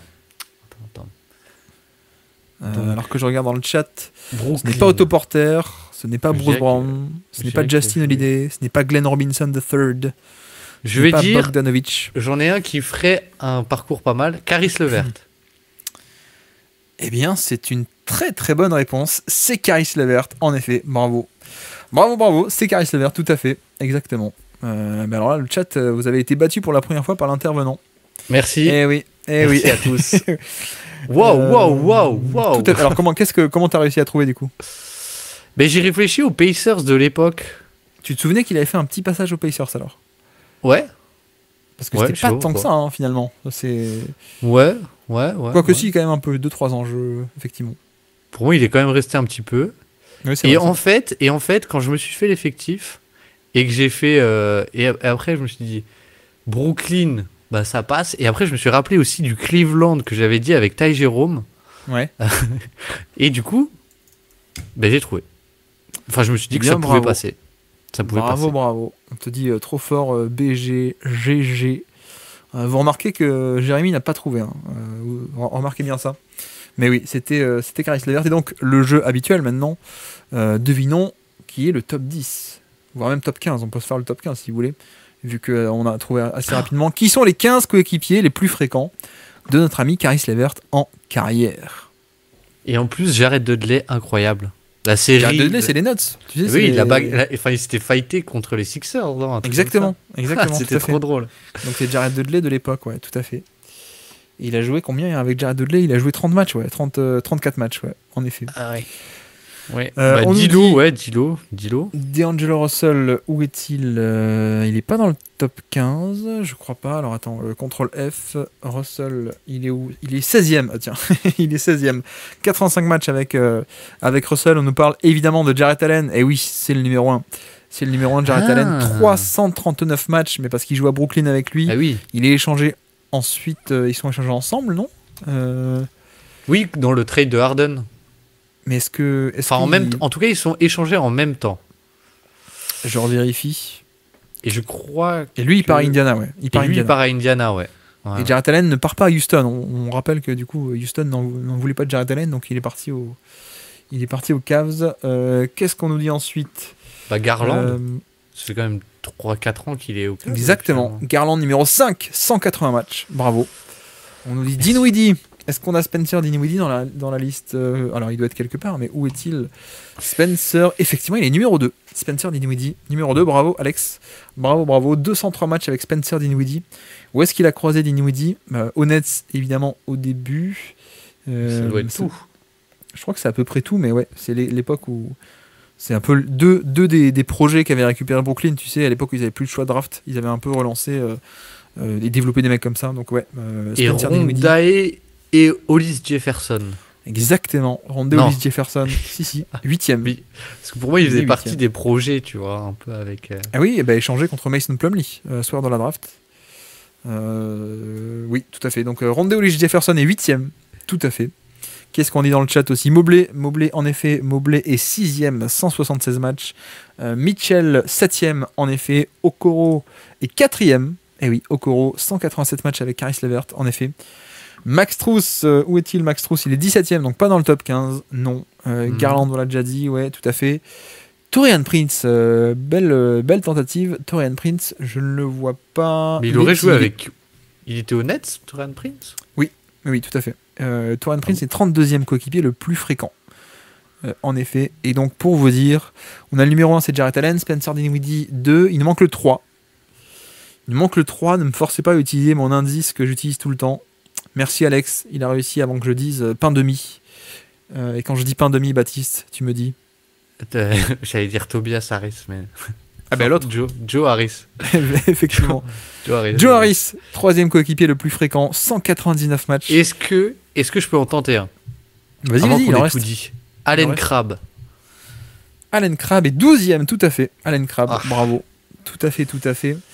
Qu'est-ce qu'on me dit Duncan Robinson. Pourquoi Duncan Robinson? Non, il a pas joué à Miami. Pourquoi tu me dis ça, Bamzerito? Non, il dit pas Duncan Robinson. Il dit pas vraiment Duncan Robinson. Ah, il dit d'accord, fake ok. Duncan Robinson.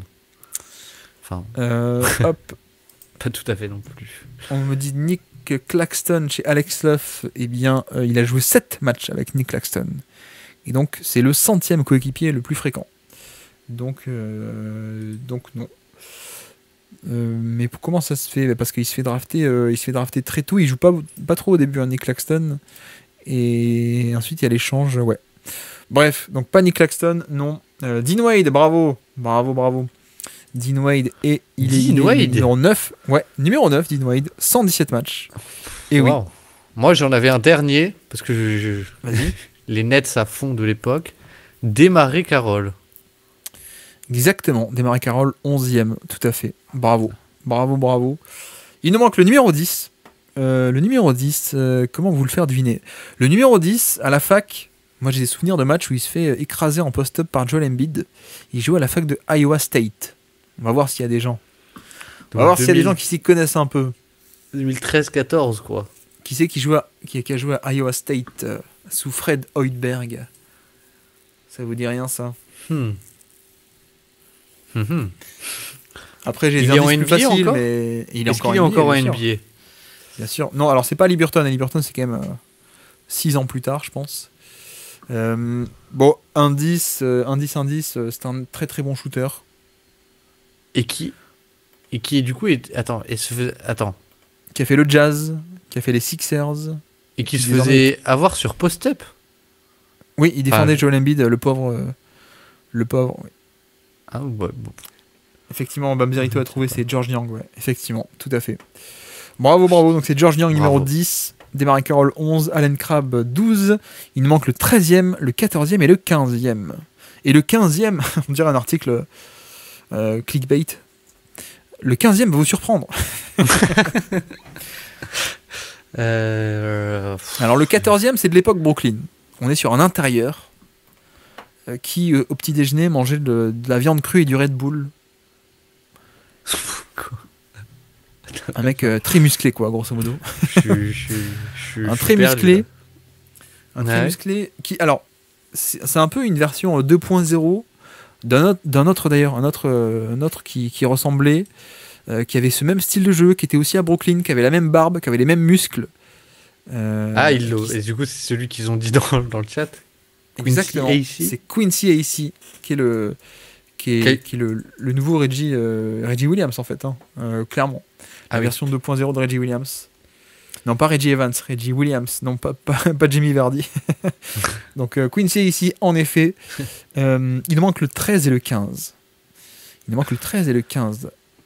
Et du coup, c'est quoi? C'est quand il... Ah, c'est... Mais il a fait tout l'effectif des Cavs, c'est vrai, en fait. C'est dingue. 2 joueurs des Cavs. Ben, je crois que les Cavs, effectivement, il est resté assez longtemps, Caris LeVert, au final. Bah ouais. En tout cas, il est resté longtemps à Brooklyn, mais il y avait un tel turnover que... Oui, Il y a c'est pas vrai, beaucoup parce de qu'au final, il y a... Enfin, 2019 arrive vite, quoi, j'imagine. Et oui, regarde, je te mets le parcours. Tu vois, il reste longtemps à Brooklyn, mais c'est autour de lui que ça bougeait. Ensuite, là, il est quand même depuis aux Cavs depuis 3 ans et demi, quoi, tu vois. Donc, il y a du temps d'accumuler. Donc, on a on a 2 Cavs. Si je vous dis, bah, c'est trop facile. Non, c'est trop facile. Exactement, Sam Merrill, bravo. Abracadabra. Sam Merrill est Mais 15e. Quoi? Sam Merrill est 15e, ouais. Il a fait 89 matchs avec Sam Merrill. Bravo. Sam Merrill a 89 matchs en NBA, déjà, c'est ça l'info. Et, et le dernier a été trouvé. Bravo, ben la cause, c'est Cedi Osman, ouais, tout à fait. Donc voilà pour les coéquipiers en carrière de Caris LeVert. Et donc le premier, c'est Jarrett Allen, 339 matchs. Et le deuxième est à 200. Donc autant dire qu'il connaît très très bien notre ami Jarrett Allen. D'ailleurs, il a aussi retrouvé Atkinson cette année, au final. Ah bah oui. Parce que Atkinson était oui. aussi son coach de Brooklyn. Ah, c'est grâce à pour l'indice ça, de c'est pour Bamzerito. ça. C'est vrai que Bamzerito a balancé un indice. Le truc Umut Bulut, là, c'est quoi? Qu'est-ce que tu veux dire? Le turc, tu voulais dire? Le turc, j'imagine, oui. Bravo. Bref, on admire le nombre de réponses de Jérémy. Hein, vous avez vu, c'est waouh, incroyable le nombre de réponses qu'il a Mais envoyé dans le chat. t'as d'ailleurs été obligé de le ban hein, parce que il envoyait trop de messages. Tellement il a envoyé de messages. Ouais. Pour ceux qui sont en podcast. Bref, voici pour ce J'ai joué avec. J'espère que ça vous aura plu. Voici pour cette petite émission très fort plaisante, ma foi, avec quand même une breaking news. J'espère qu'on aura aussi Butler bientôt, pour le coup. Ah, ce serait J'avais chouette, démarré ça. Carole, nous dit Jérémy. Ah, super, t'avais démarré Carole. Super. Bref, merci à tous, c'était très très sympa encore une fois. On s'est éclaté. Et puis merci beaucoup, Baptiste. Eh bien, merci à toi. Merci à toi et à très vite. À très vite tout le monde. Bonne On soirée. se dit à très vite. Merci à tous. Ciao.